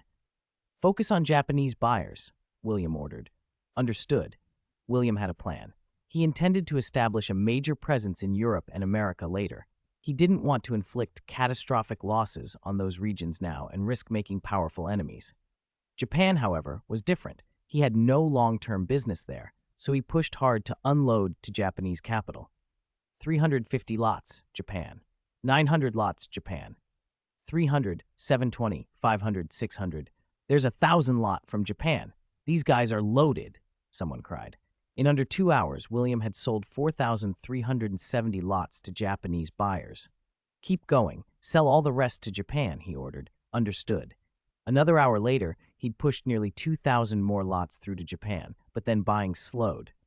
The sudden influx of large sell orders had made some institutions cautious. We can't get any more. Japan's not buying. What do we do now? A trader shouted. William thought quickly. He still had 1,590 lots to sell. Sell into whoever wants it. Don't be picky. By 2:30 p.m. in the U.S., all 9,760 lots at 5,048 were sold. William stared at the trading records on the screen and laughed aloud. All right, that's it for today. No need to watch the market. Let's celebrate. The others didn't share his confidence. They looked anxious. Phillips hesitated, about to suggest they keep a close eye on the positions. William clapped him on the shoulder. Relax. The contracts are in place. Now it's up to fate. My luck's always been good. I trust it'll hold. He smiled because he had an advantage no one else suspected. He'd lived through this once before. If regulators in the US and UK didn't jointly issue the same directive he remembered from his previous life, forcing biotech firms to open up cloning technology, he was prepared to cut his losses after 3 days, even if it cost him $80 million. He only needed to preserve his principal of $3.5 billion. For now, he silently prayed to whatever fortune watched over him. Sure enough, 3 days later, on the Friday before the American market opened, Benjamin Arthur, the U.S. Grand Administrator, and Astor, the UK Grand Administrator, issued a joint statement just as he had expected. They demanded that biotechnology companies in both countries share cloning technology and collaborate on its development, explicitly banning human cloning. The announcement hit the market immediately. Biotech stocks wavered, and when trading started, the sector began to fall. The drop wasn't dramatic on day one, but bearish sentiment rippled through Saturday and Sunday as the media and short sellers piled on. Although biotech and internet companies weren't directly linked, in 1999-2000, almost any firm that could call itself tech enjoyed speculative premiums. The government's intervention punctured that dream. Institutions, funds, and speculative financial houses started selling biotech shares. Retail investors followed. By Monday, March 13th, when trading resumed, biotech falls had dragged down tech stocks across the board. The Nasdaq finally began to slide, exactly as William had foreseen. Once confidence cracks, it's hard to rebuild. Some companies deployed buybacks to soothe investors, and that stemmed the bleeding somewhat. But the short-selling capital smelled a once-in-a-lifetime chance and wouldn't relent. William watched from the bank's VIP room while the drama unfolded. Through late March and early April, he rarely left that room. He had no time for Alexandra. He spent every day with his team. In nearly a month, the Nasdaq fell more than 430 points, and William had made over $1 billion. Alexandra, worried by his absence and hearing about his gains, came to the bank to find him. When she learned he'd earned $1 billion, she clung to him, begging him to stop while he was ahead. They argued. She threatened to return to Brazil. But William wouldn't walk away now. Tomorrow, the court was set to announce the outcome of the Microsoft antitrust case. This was the real battleground, the moment that could catapult the Devonshire fortune to the top in England. He sent her away reluctantly and returned his full attention to the Nasdaq and U.S. developments. Things went his way. In April, a federal judge found sufficient evidence of Microsoft's monopolistic practices. The ruling marked the true beginning of the crash. Microsoft's market value had been astronomical, around $600 billion. The prospect of a breakup terrified leveraged investors. Panic selling hit, order traffic surged, and exchange systems struggled to cope. The backlog of pending orders only stoked more fear. By mid-May, the Nasdaq had fallen from 50.48 on March 10th to about 3,500 on May 14th. William began unwinding his 3-month index futures when the Nasdaq traded near 3,700 in May, and by the time the contracts expired, he had sold them all. He held the final report Phillips handed him and allowed himself a rare, satisfied smile.